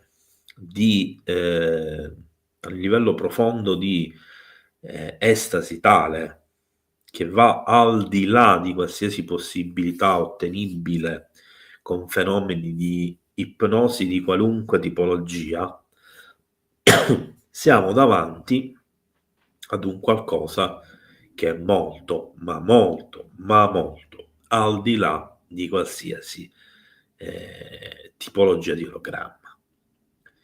Perché un ologramma, per quanto avanzato possa essere, non dimentichiamo che è luce, sono fotoni, è un laser, e in quanto tale non interagisce, non ha una massa solida e non provoca alcun effetto fisiologico o meno sugli individui che lo osservano. Stiamo parlando di qualcosa di molto, ma molto più complesso. Eventi luminosi in Valmalenco di tipo plasmoide o di altra natura? Allora, ha risposto Pietro a questa domanda. Sì, ci sono stati 3 oggetti che sono stati ripresi e fotografati. Non so se nelle valli vicine come in Valtellina e Valcamonica ce ne siano stati, perché non ho avuto accesso a queste informazioni. Come ho detto io, però in Svizzera ce ne sono tantissimi, quindi non mi meraviglio che anche da questa parte del confine ce ne siano altrettanti, magari non documentati.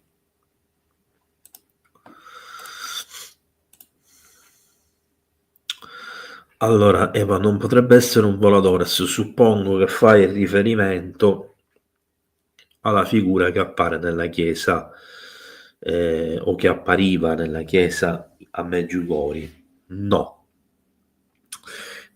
e ti spiego subito il perché. Per prima cosa il voladores cerca di non farsi vedere e si manifesta solo e esclusivamente alle persone che gli interessano. Le persone che gli interessano sono quelle a cui deve rubare l'energia e dentro cui vuole entrare per rimanerci. Come ho spiegato nei 2 video precedenti dove ho parlato dei voladores, io personalmente, senza ospiti, forse uno solo ce n'è al momento nel canale, ho chiarito che il voladores ha 3 step quando si mostra per ottenere determinati risultati, quindi andatevi a vedere quel video se volete maggiori informazioni. Mentre dagli altri è sfuggente, al massimo riesce a vedere solo un'ombra di un istante che entra nel muro, tanto veloce da non avere neanche la sicurezza di aver realmente visto un'ombra. Solo poche persone riescono a vedere i voladores e in genere si tratta di persone che hanno delle capacità e delle schermature che impediscono ai voladores di sfruttare le energie di qualcun altro magari che ti sta vicino. Ma anche quella è una cosa che spiego nell'altro video e non voglio approfondire in questo. Se fosse stato un voladores non si sarebbe manifestato, sarebbe stato sfuggente, sarebbe stato visibile solo da alcuni individui e non avrebbe avuto un corpo fisico. Qua parliamo di una presenza con un corpo fisico ben visibile e distinguibile all'interno della chiesa. Pietro invece ha accennato a delle ombre veloci. Quella è un'altra cosa. Allora, per quella che è la mia esperienza nel campo del paranormale, posso dirvi che vedere ombre, soprattutto in alto, nel tetto, eccetera, è una cosa che spesso avviene quando ci sono indemoniati o presenze demoniache lì vicino o nella stessa stanza.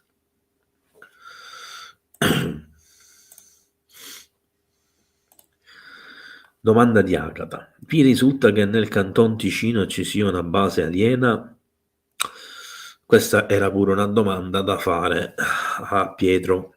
Allora, a me personalmente no. Non posso parlare per Pietro, Agata, quindi non lo so, ma penso che anche Pietro ti risponderebbe alla mia stessa maniera, con prudenza. Io non ne sono al corrente, quindi per quanto mi riguarda no, non ce n'è.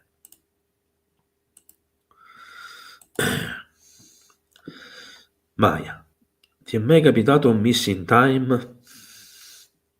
Domanda diretta e non personale. Sì, me ne sono capitati tanti, di entrambi i tipi. Il più significativo mi è capitato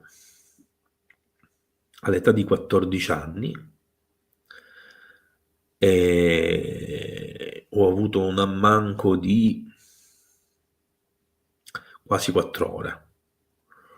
Non ero solo, eravamo in 2, entrambi abbiamo avuto lo stesso ammanco temporale, entrambi abbiamo lo stesso identico ricordo di quando questo è finito. Entrambi ci siamo guardati in faccia tipo a dire: ma hai visto questa cosa, che cosa è successo, eccetera eccetera. Vi lascio immaginare, a quell'età io non conoscevo questi argomenti, è proprio da lì che è partito il mio interesse per queste argomentazioni. Poi ho avuto tantissimi missing time di tipo che sono mancato per pochi secondi, per pochi minuti, ma rimanendo fermo appunto nello stesso posto. Mi è capitato tantissime volte mentre guidavo, anche in mezzo al traffico, soprattutto in prossimità di incroci con semafori, eccetera, dove mi sentivo improvvisamente una sorta di fortissima sonnolenza, ma non avevo sonno.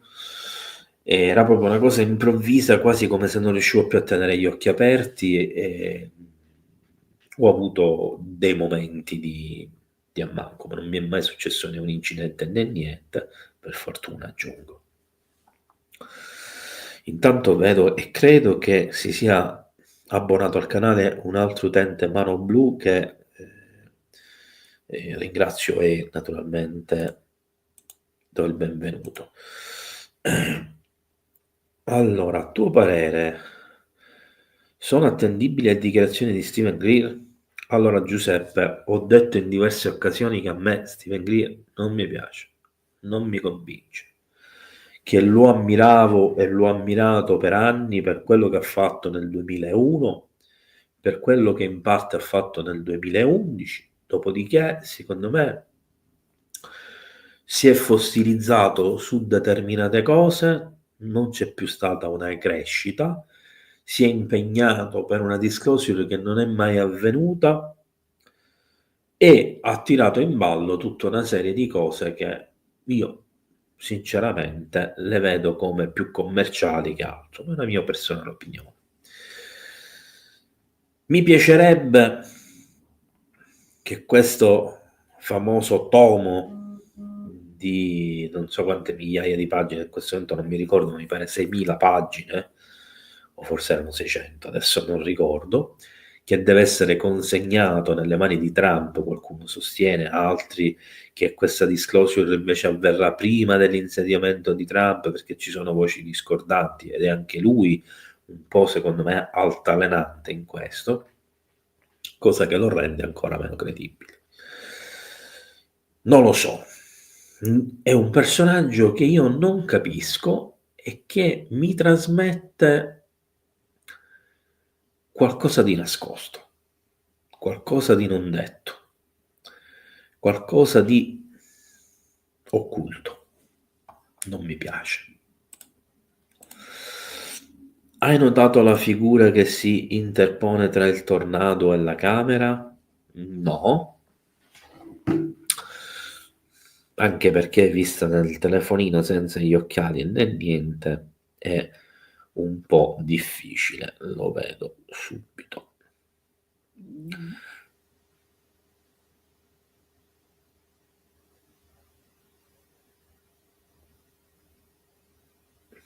Datemi un secondo.